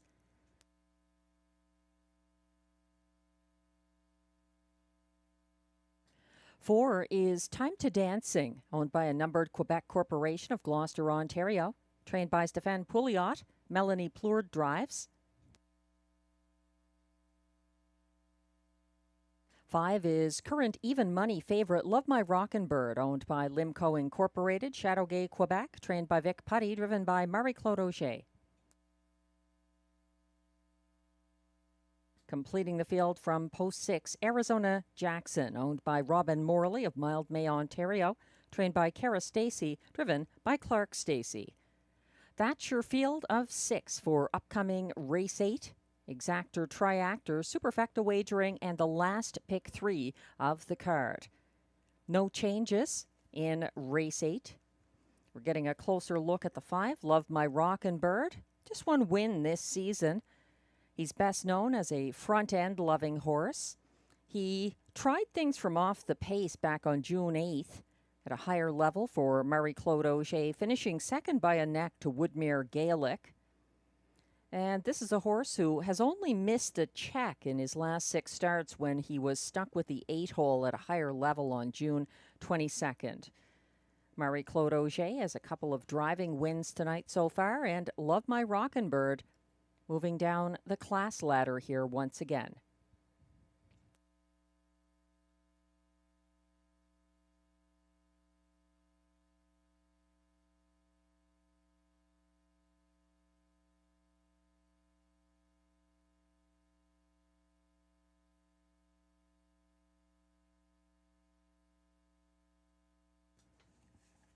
This race is more wide open than some of them tonight. 10-1 right now on a horse I've been following for a while, the 4 Time to Dancing, who's making a quick turnaround. He was caught in second last on the second turn Wednesday, 3 wide at the top of the stretch from the back of the field, and coming home in the field's co-fastest last quarter of 28 flat. He was a fast closing second from post 8 at a higher classification on June 11th in his most recent start for Melanie Plourde, outperforming his 24-1 odds and the post position that race. So Time to Dancing, a little bit of a long shot here. His Stéphane Pouliot stablemate, number 1, Duck Dynasty, currently 9-5, might be the pace setter. He's dropped to a level close to that of his June 15th victory here. Duck Dynasty raced 5th to the half in a well-spaced field Sunday and was 3rd over behind Perpetual Rock on the backstretch. He made a 4-wide move on the final turn and closed widest of all down the stretch for show. That's the 1, Duck Dynasty. 5-1 on 6, Arizona Jackson, who cleared Monty's Gone Marble at the quarter pole June 8th en route to a front-end victory at a similar classification. Arizona Jackson was first over from 6th before the second turn Wednesday, flushing out May Lose Control, who faded late after a parked-out trip. It's a quick turnaround for the 6, Arizona Jackson. And the 3, Monty's Gone Marble, looks like Robert Shepard's choice over the 2. He's also making a quick turnaround with post and class relief after getting boxed in 5th and shuffled back Wednesday. Whoever you like, it's time to play it because they're lining up behind the gate for race 8.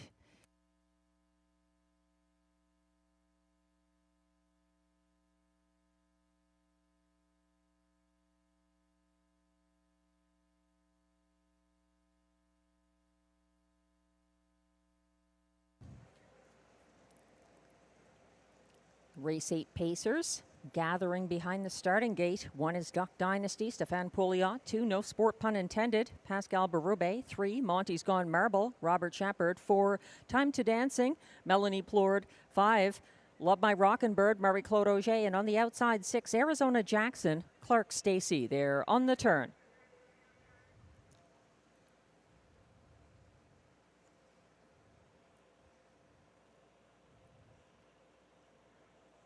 The field is on the backstretch.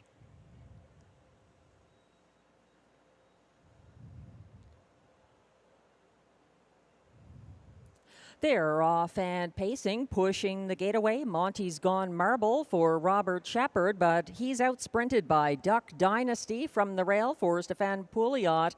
And moving early, Love My Rockin' Bird and Marie-Claude Auger out there 3 wide early, and now moving to the front, trying to clear Duck Dynasty on the opening turn. Shuffled to third, Monty's Gone Marble, and behind him, following from fourth, no sport pun intended, 27-1 to the opening quarter, and leading down the stretch now, Love My Rockin' Bird, where he's typically like to be on the front end. Duck Dynasty in the pocket. Then it's Monty's Gone Marble third, gapping slightly in fourth. No sport pun intended. First over now from last, Arizona Jackson getting rolling and caught in at the back of the field. Time to Dancing.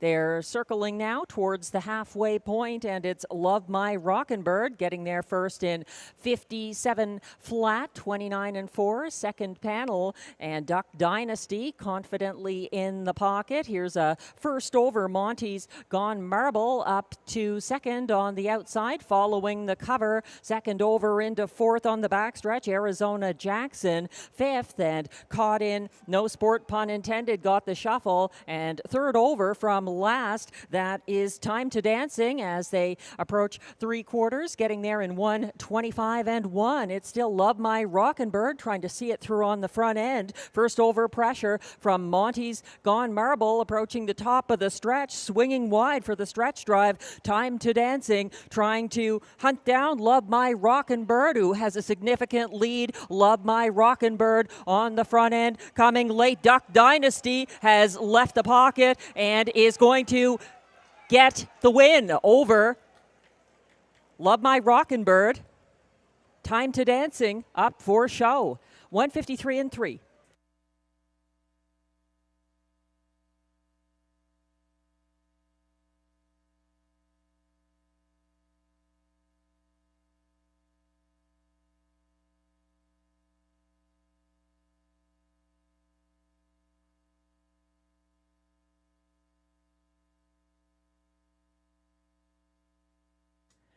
Love My Rockin' Bird leading the way down the stretch, but Duck Dynasty got the perfect pocket ride and was loose late for Stefan Pouliot's first victory of the night. Also charging late to get up for show. Time to Dancing.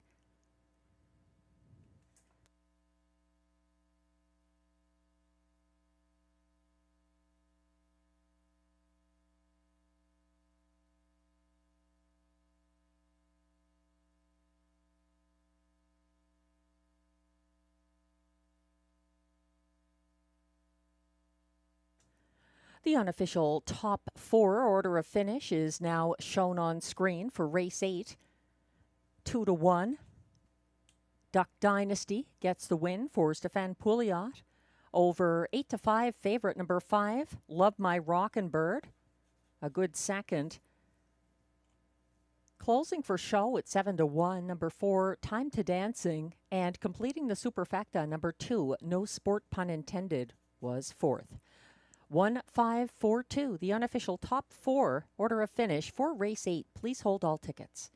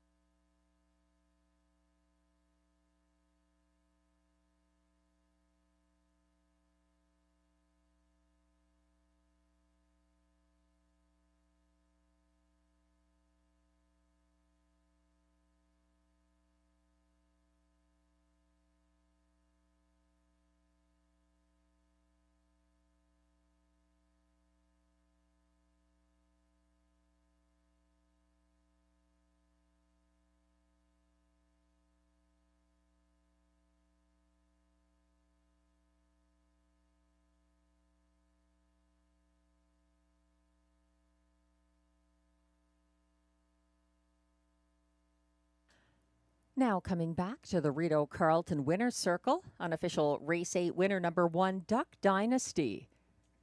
He's a 5-year-old brown gelding by Huntsville out of Rock and Opium, owned by a numbered Quebec corporation of Gloucester, Ontario, with Santo Barilla of Metcalfe, Ontario, bred by Blair Corbet and Erna Corbet of Alberta. Trained and driven by Stéphane Pouliot, 153-3. The latest win number 3 of the season for Duck Dynasty.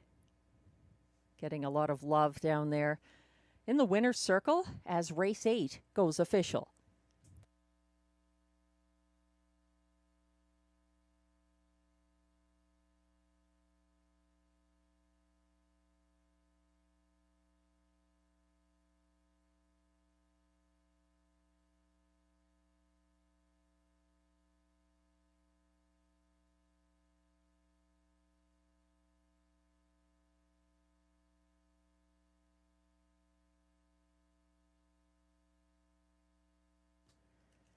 Prices are now posted for Race 8. Number 1, Duck Dynasty, returns $6.60 to win. The $2 exactor 1-5 combination pays $15.60. It's $40.75 for the $1 154 triactor and $148.85 for the $1 superfecta 1542, the winning combination.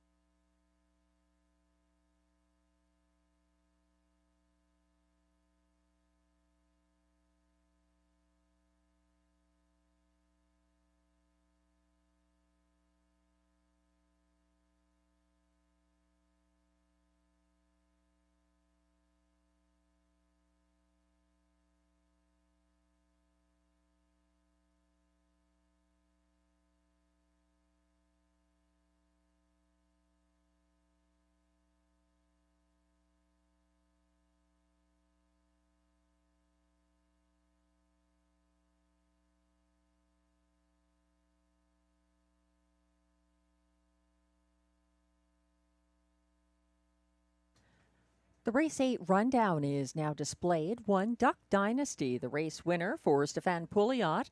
2, no sport pun intended, was 4th. 3, Monty's Gone Marble, 5th. 4, Time to Dancing, closed for show. 8-5 favorite number 5, Love My Rockin' Bird, was a close 2nd. And 6, Arizona Jackson finished 6th. From the top down, your program should read 1, 4, 5, 3, 2, 6. The fractions, 27-1. 57 flat, 125-1, 153-3. The victory for Duck Dynasty and Stéphane Pouliot.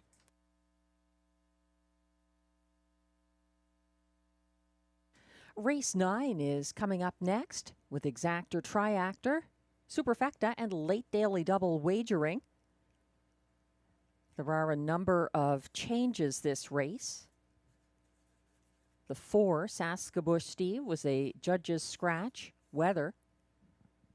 And claims have been entered on the 2, Better at High Tide, and the 7, Sea Laird. Also, the hobble's being taken in 64 to 61.5 inches, it looks like, on the 8-day trader. So Glenn Pearson has landed on the 7, Sea Laird, a winner from this post position for Mandy Archer and Robert Shepard last Sunday. Glenn thinks he can do it again for a 4th win of the season. But I think the one, Lady for Dollar, is a really good horse. John McMillan claimed this horse back after he was claimed away. And now he's back with Marie-Claude Auger after a 4th place finish from post 8. So that's rather enticing. The 5-time winner this season, number 1, Lady for Dollar. Glenn and I both like the 2, Better at High Tide, in the show spot for Sylvain Cote and Pascal Berube. This one a beaten even money favorite on Sunday. And a claim entered again here on Better at High Tide. The horses will be coming on track momentarily for the race 9 post parade.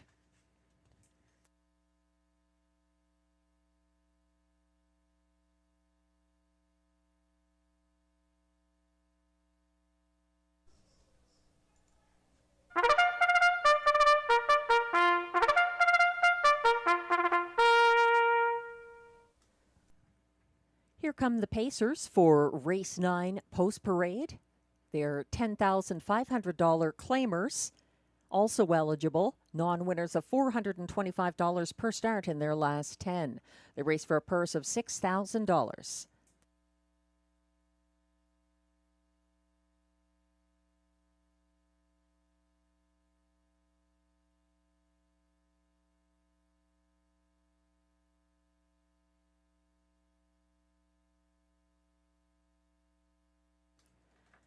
Leading the post parade, number 1, Lady for Dollar, owned and trained by John McMillan of Odessa, Ontario. Marie-Claude Auger drives.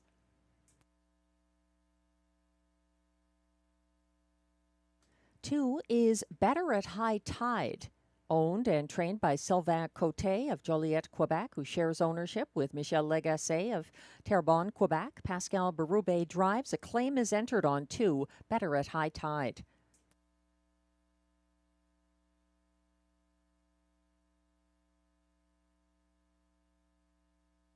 Three is 88 Fingers Louie, owned by trainer-driver Ryan Guy, who shares ownership with Sharon Christie of South Mountain, Ontario. 4, Saskabush Steve is a judge's scratch weather. 5 is Do You See It, adding Lasix, and racing for owner Gaetan Fortin, who shares ownership with Kevin Gauthier, also of Quebec. Steve Fortin trains. Stéphane Pouliot drives. 6 is Gascoigne Sunday, co-owned by trainer John McMillan with Aidan Keeley-Griffiths, both of Odessa, Ontario. Mike Healy is in the sulky. 7, Sea Laird is the current even money favorite for owner Darren Tingley of Wendover, Ontario, sharing ownership with Dwayne Tingley of Timberlea, Nova Scotia. Mandy Archer trains, Robert Shepard drives, and a claim is entered on 7, Sea Laird. Completing the field from post 8, Day Trader, owned by Mathieu Senez-Ouanette and Normand Ouanette of Quebec, trained by Normand Ouanette, and William Waugh drives. Note on Day Trader, the hobbles are being taken in from 64 to 61.5 inches.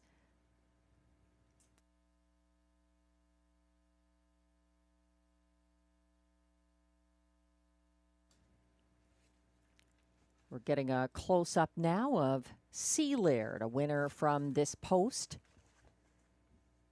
In his most recent effort, an overland trip on Sunday.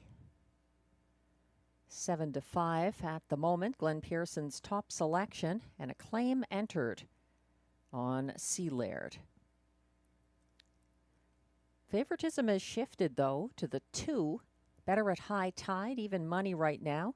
He was caught in the pocket third on the backstretch as C. Laird advanced first over and loose late up the inside path. The 3 wide C. Laird drew ahead in the shadow of the wire, so better at high tide, looking for some revenge here. He also has a claim entered. That's the 2, better at high tide, the current even money favorite. For the Superfecta players, the 5, Do You See It, is interesting. He's adding Lasix and has only missed the Rideau Superfecta once in 4 previous tries for Stefan Pouliot. 18-1 on the tote board. That's the 5, Do You See It. And my top pick here is the 1, Lady for $1. 5 20-25 wins for Marie-Claude Auger and John McMillan. Major post relief after Sunday's trip from post 8. Lady for $1 settled single file 5th as Make It Come True cut the mile and got covered up and shuffled back on the backstretch. Lady for $1 closed into stretch traffic, pacing the field's fastest last quarter of 28-3.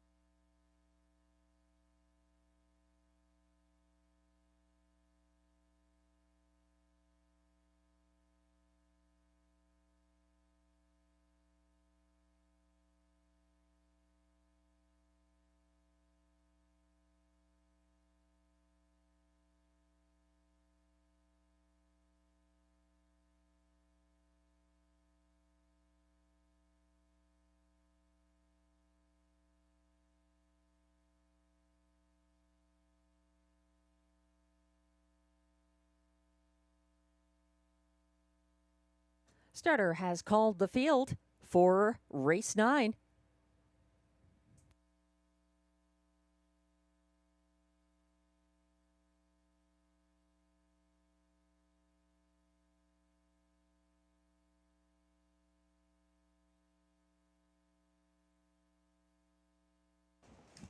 Pacers are lining up now.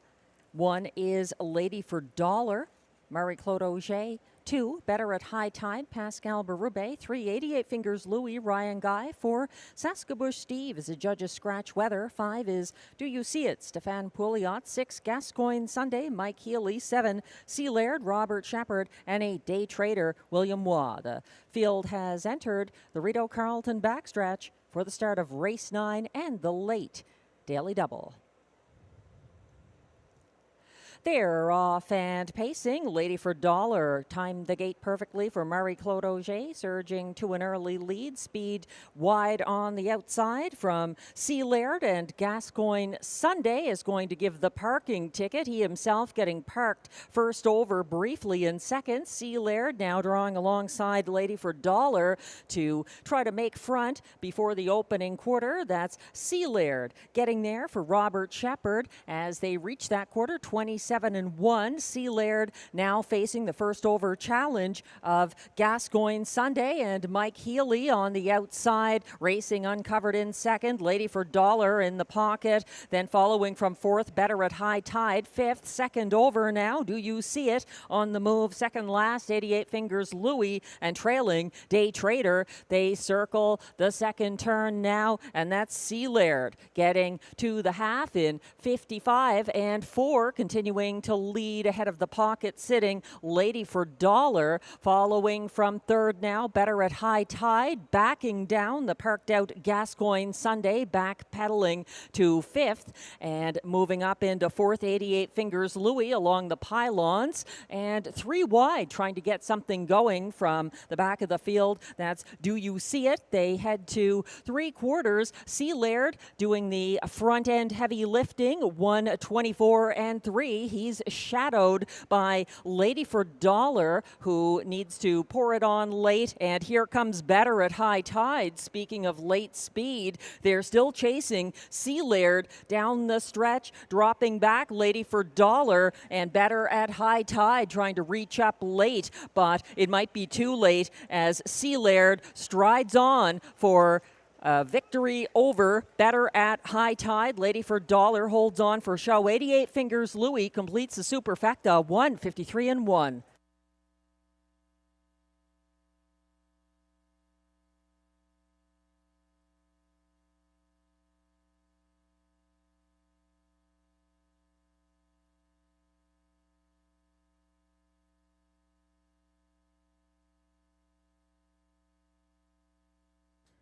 No one was catching Sea Laird once he got a taste of freedom down the stretch, flying all the way to the wire for Robert Shepard. Able to easily hold off Better at High Tide. Lady for Dollar holding on for the show spot in the 1:53.1 mile.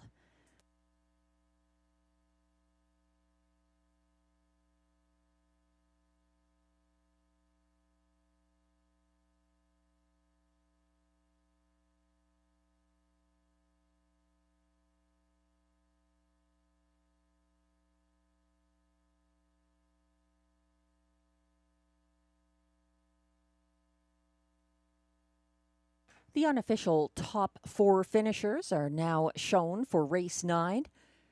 7, Sea Laird, an 8-5 winner for Robert Shepard.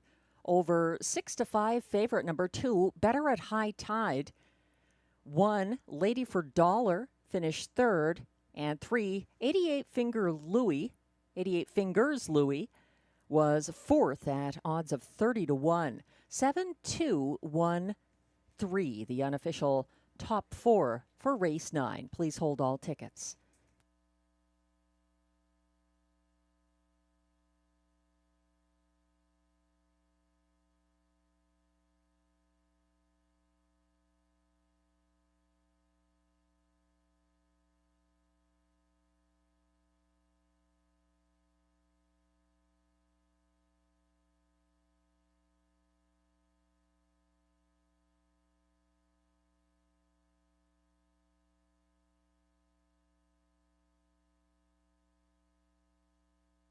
Now back in the Rideau Carleton Winners Circle once again.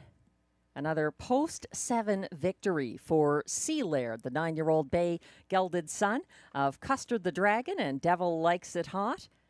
Owned by Darren Tingley of Wendover, Ontario. Dwayne Tingley of Timberley, Nova Scotia, sharing ownership on this gelding bred by the Sea Spray Stables Limited of Nanaimo, BC. Trained by Mandy Archer. Driven to a second straight victory by Robert Shepard, 1:53.1. The win tonight for Sea Laird.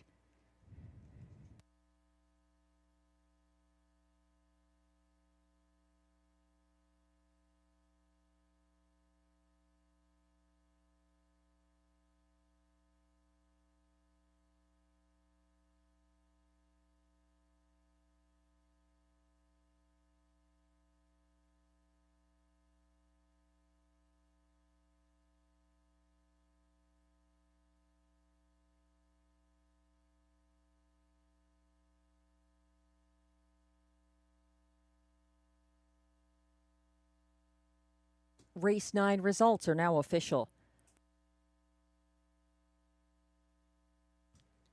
Prices are posted for race 9. Number 7, Sea Laird, returns $5.20 to win. The $2.72 exactor pays $9.90. $6.70 for the $1.721 triactor.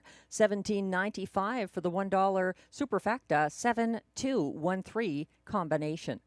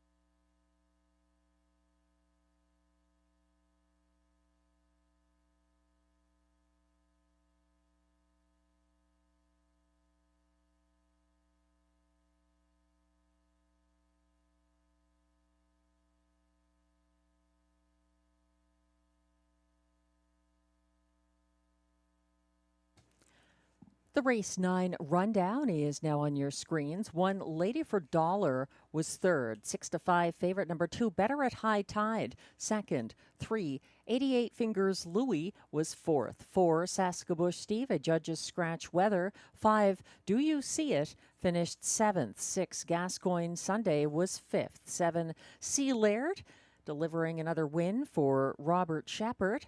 And 8 Day Trader was sixth. From the top down, your program should read 3, 2, 4, scratch 7, 5, 1, 6.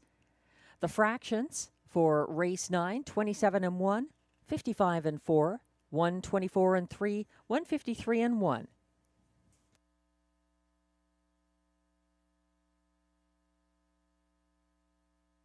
There were 2 claims entered in race 9. Number 2, Better at High Tide, was claimed for $10,500 and moves to owners Darren and Dwayne Tingley for trainer Mandy Archer.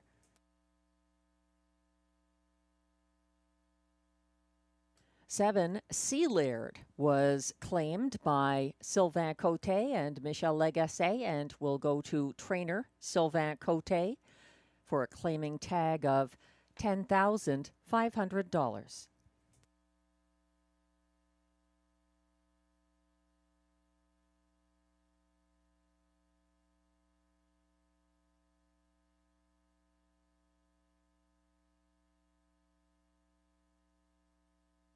Race 10 is coming up next, concluding our Sunday card at Rideau Carleton. Thanks to all the bettors playing along tonight.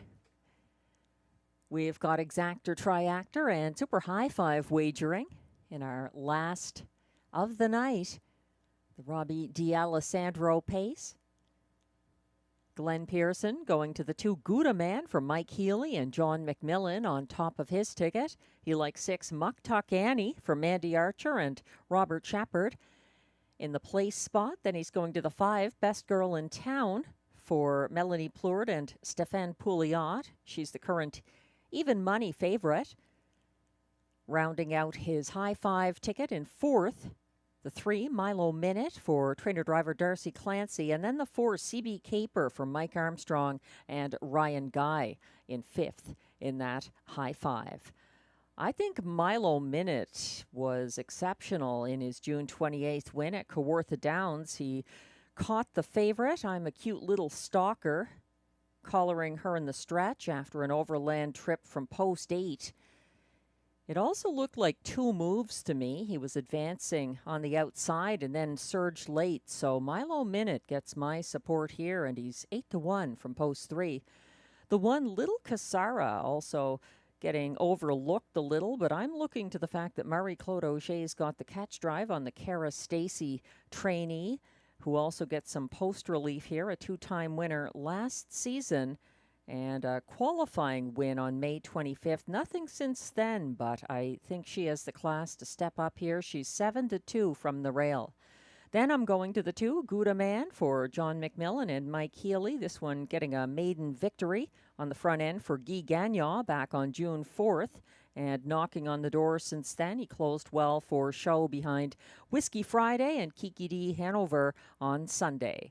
Then we're going to CB Caper 4th and 5th in my ticket. The 5 Best Girl in Town for Melanie Plourde and driver Stéphane Pouliot, the 4-year-old mare winless in 12 tries this season.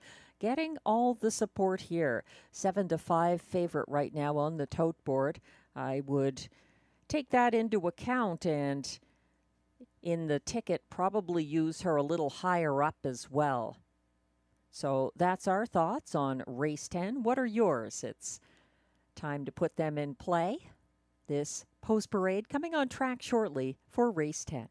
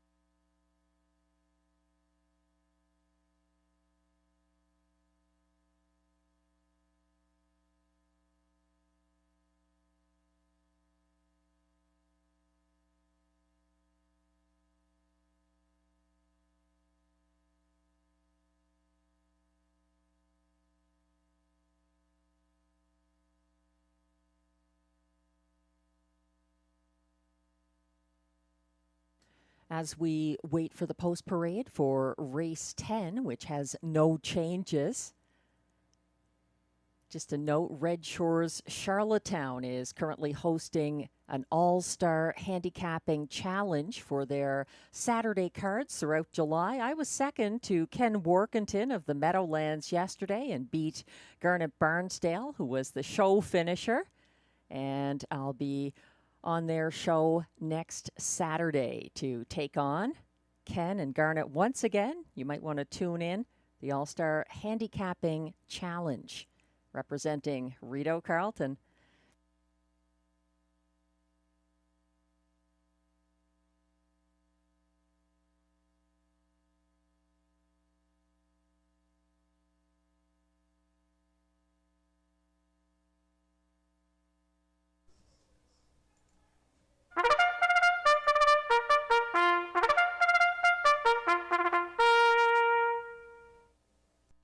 Here comes the post parade for race 10. These pacers are non-winners of $8,000 lifetime allowances for fillies and mares. Also eligible $20,000 claimers for non-winners of $12,000 lifetime. Non-winners of a race this year allowed $6,000. The purse is $5,800.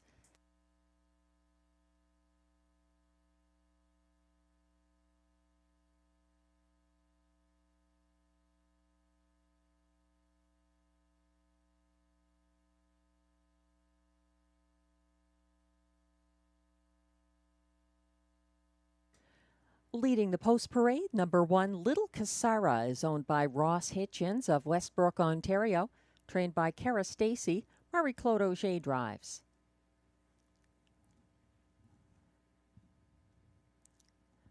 Two is Gouda Man, owned and trained by John McMillan of Odessa, Ontario. Mike Healy is in the sulky.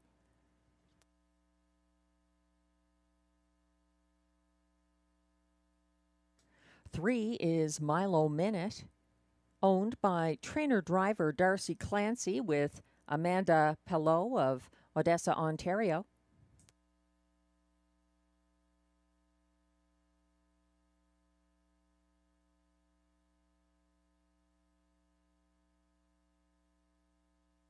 4 is CB Caper, owned by Lloyd Howley of Cars, Ontario, trained by Mike Armstrong, driven by Ryan Guy.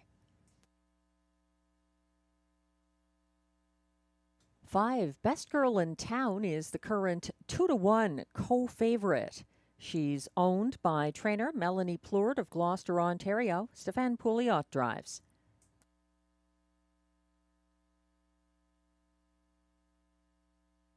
6 is Muck Tuck Annie, owned by Dean Larkin of Edwards, Ontario, trained by Mandy Archer. Robert Shepard is in the bike.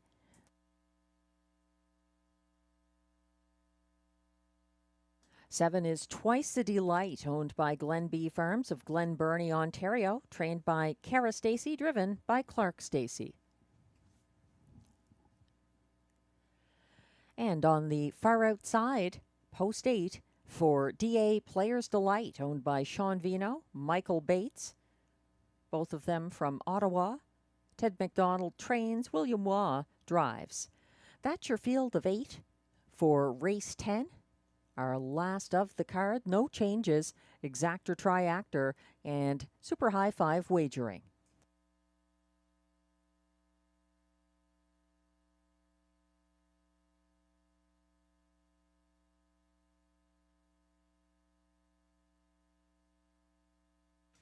We're getting a closer look at the current 2-to-1 co-favorite from post 5, Best Girl in Town. She gapped 5th early on June 25th here and got shuffled the last past the half. She did make a late move up the inside path, but that fell short. So people are seeing something in her that I may have missed in my handicapping, but Best Girl in Town is overdue. That is a little bit of an angle. She raced well here last year and has moved down the class ladder. She's still searching for her first win this season from post 5, Best Girl in Town. She's now co-favorite with two others in this field, Little Casara from the rail and Gouda Man from post 2.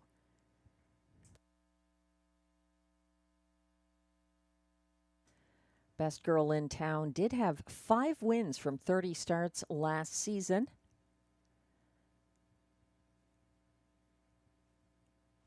Little Casara had 2 wins last year from 14 tries, and she's 0 for 4 this season. Another 4-year-old mare, this time a daughter of Dally. And moving to the rail and picking up Marie-Claude Auger for the catch drive here.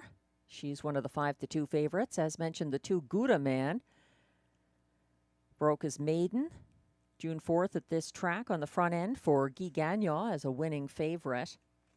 Gouda Man chased early leader Kiki D. Hanover on the first turn Sunday, pocketing up past the quarter and getting covered up and shuffled to 4th on the backstretch. He tipped second over to follow first over Whiskey Friday around the final turn and closed 3 wide for show. It was a good effort from the 5-2 co-favorite, now with post 2 Gouda Man. Little Casara, the rail horse here, had 2 wins last year, both of them for driver Samuel Filion in August, stalking the pace from inside posts. She paced the fastest mile of her life on Sunday, a 1:55 flat mile, and gets a little bit of class relief here. Little Casara, now the 2-1 favorite.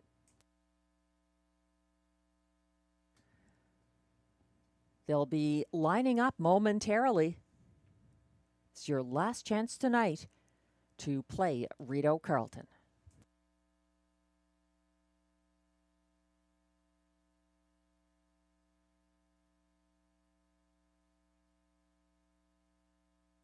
Starter has called the field for race 10, the Robbie D'Alessandro pace.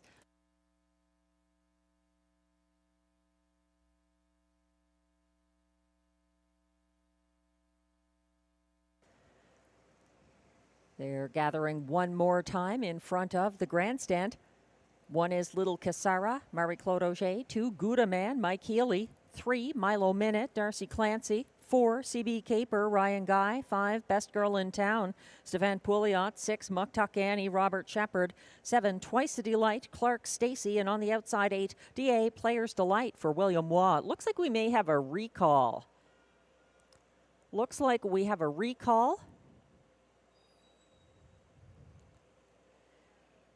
Windows remain open.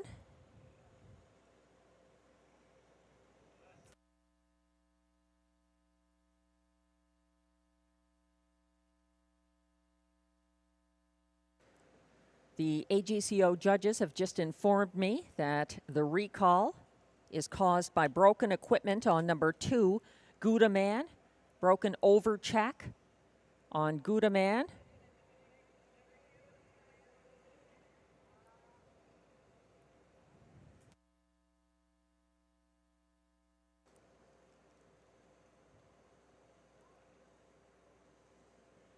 Mike Healy is taking the 2 Gouda Man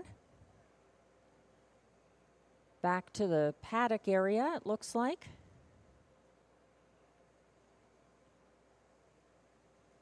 Actually, he might get that over check fixed on track, which he just has.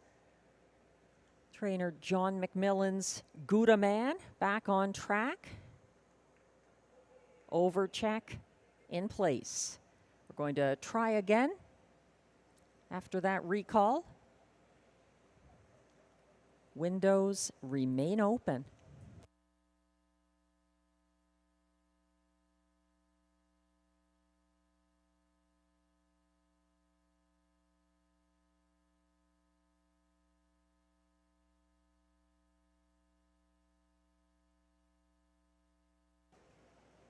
Betting board changing a bit. The 6-5 favorite now from the rail. Little Casara for Marie-Claude Auger.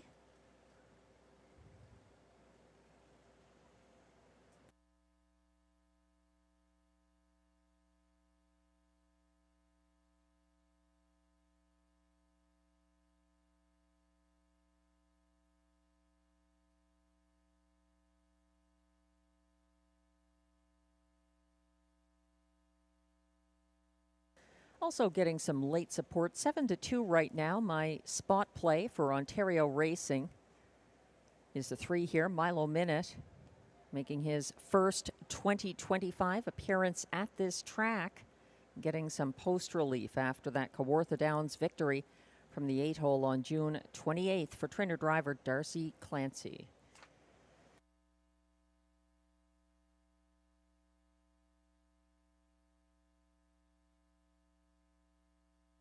5-2 right now on Best Girl in Town in front of the grandstand, and joining the rest of the field very shortly. We're going to try again after that recall, again caused by broken equipment on the 2.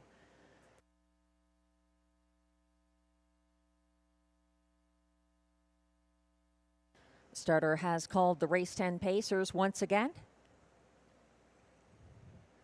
1 is Little Casara, 2 Gouda Man, 3 Milo Minute, 4 CB Caper, 5 Best Girl in Town, 6 Muck Tuck Annie, 7 Twice a Delight, and 8 DA Players Delight.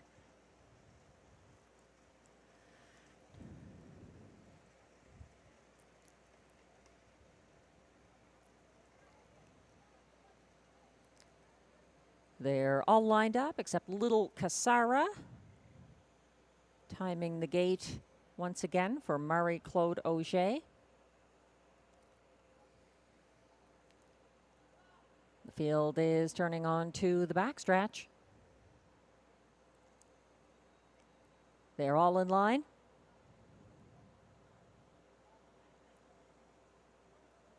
And they're off in the finale, pushing the gate away. Gouda Man is out of there, but so is Best Girl in Town, crossing over, but she's 3 wide still outside of Gouda Man and Little Casara in an early battle. Little Casara going to take back under tight lines, following from 4th, loaded with pace. That's Milo Minute along the pylons. A parking ticket issued to Best Girl in Town, who's back pedaling in search of a space along the inside, as we have a new leader moving past the opening quarter, and it's Gouda Man and Mike Healy getting to the quarter in 27-2.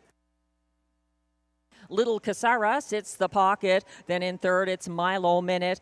4th, that's Twice a Delight. 5th, Best Girl in Town along the pylons, and following her, that's a first over move from Muck Tuck Annie on the outside. Muck Tuck Annie has flushed out Best Girl in Town on the 2nd turn. She's going to try again. Shuffled to 2nd last, CB Caper, and trailing the field, DA Players Delight. Can see them all. 57-1 to the half, and leading the way down the backstretch, Gouda Man is striding strong, keeping ahead of pocket sitting Little Casara. Up to dispute things now. First over into 2nd, Best Girl in Town, and Stefan Pouliot 2nd over into 4th, Muck Tuck Annie. Caught in 5th, lacking racing room, that's Milo Minute. Further back, 3rd over, CB Caper, and at the back, it's Twice a Delight and the trailer, DA Players Delight, 1:26-3 at 3/4 some time back. They're still trying to catch Gouda Man. Here comes Little Casara up the inside, and it may not be enough, but it may. Little Casara can't catch Gouda Man, who gets the win. Little Casara 2nd, Muck Tuck Annie up for show, 1:56-3.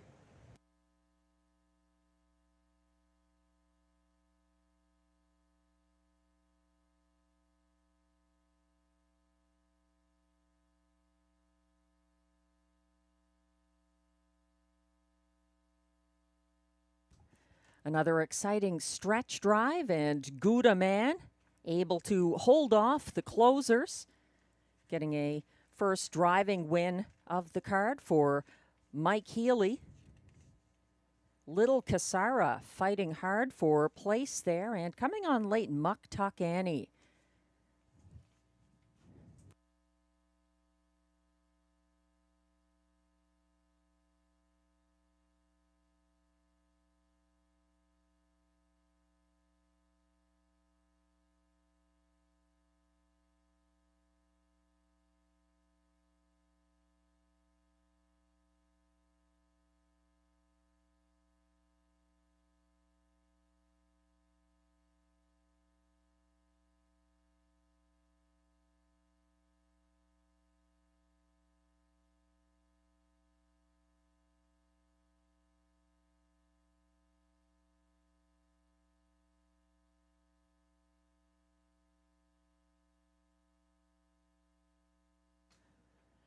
We're looking at the unofficial top 5 order of finish for race 10.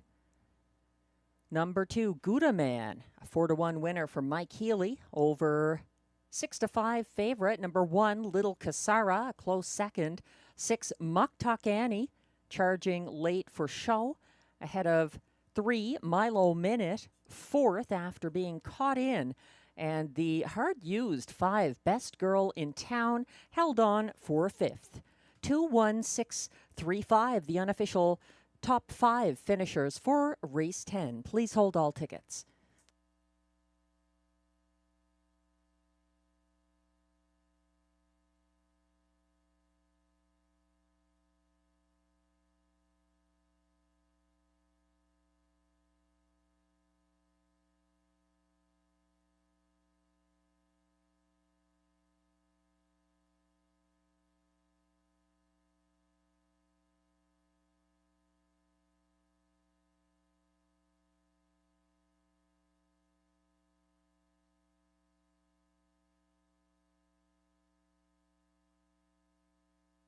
Back in the Rideau Carleton winner's circle, unofficial race 10 winner, number 2, Gouda Man, a 3-year-old brown gelding by Better Than Cheddar out of Lily Maid, owned and trained by John McMillan of Odessa, Ontario, bred by Winback Farm, Chesapeake City, Maryland.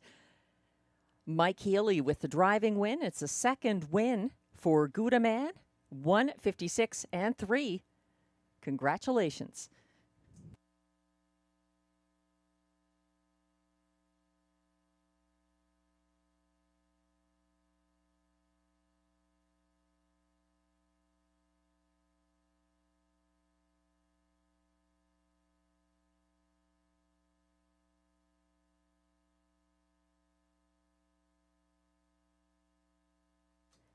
Race 10 is now official.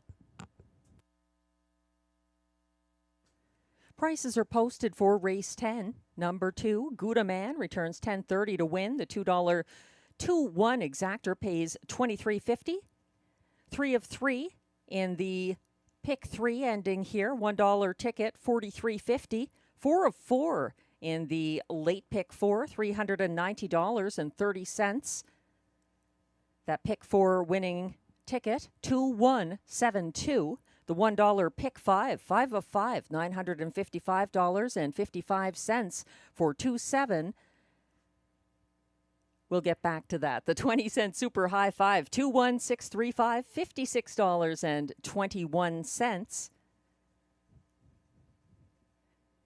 $1 triactor, 216, 4660, 1990 for a 7-2, $2 late daily double.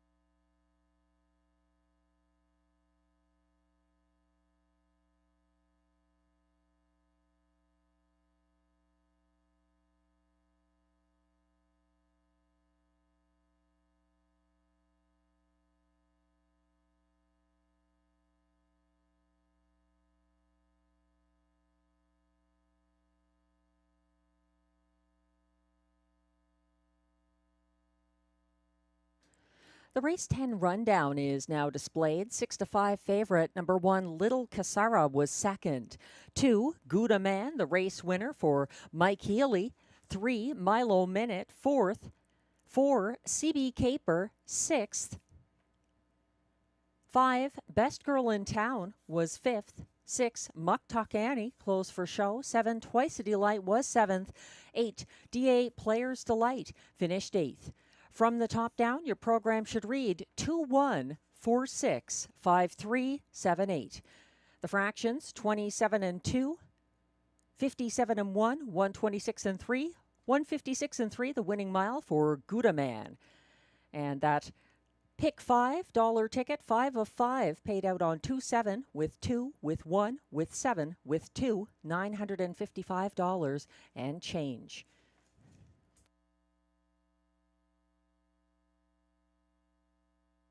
That concludes tonight's live card here at Rideau Carleton Raceway. Thank you again to the horse players joining us tonight. The handle, $278,442. We'll be back again on Wednesday, 6 p.m. post time. Hope you can join us then. And remember, Saturday night, we're back to a $100 jackpot in Tammy Forgey's free-to-play handicapping contest in the Trackside Simulcast Lounge. Enjoy the rest of your evening and week. I'm Melissa Keith, track announcer. Good night.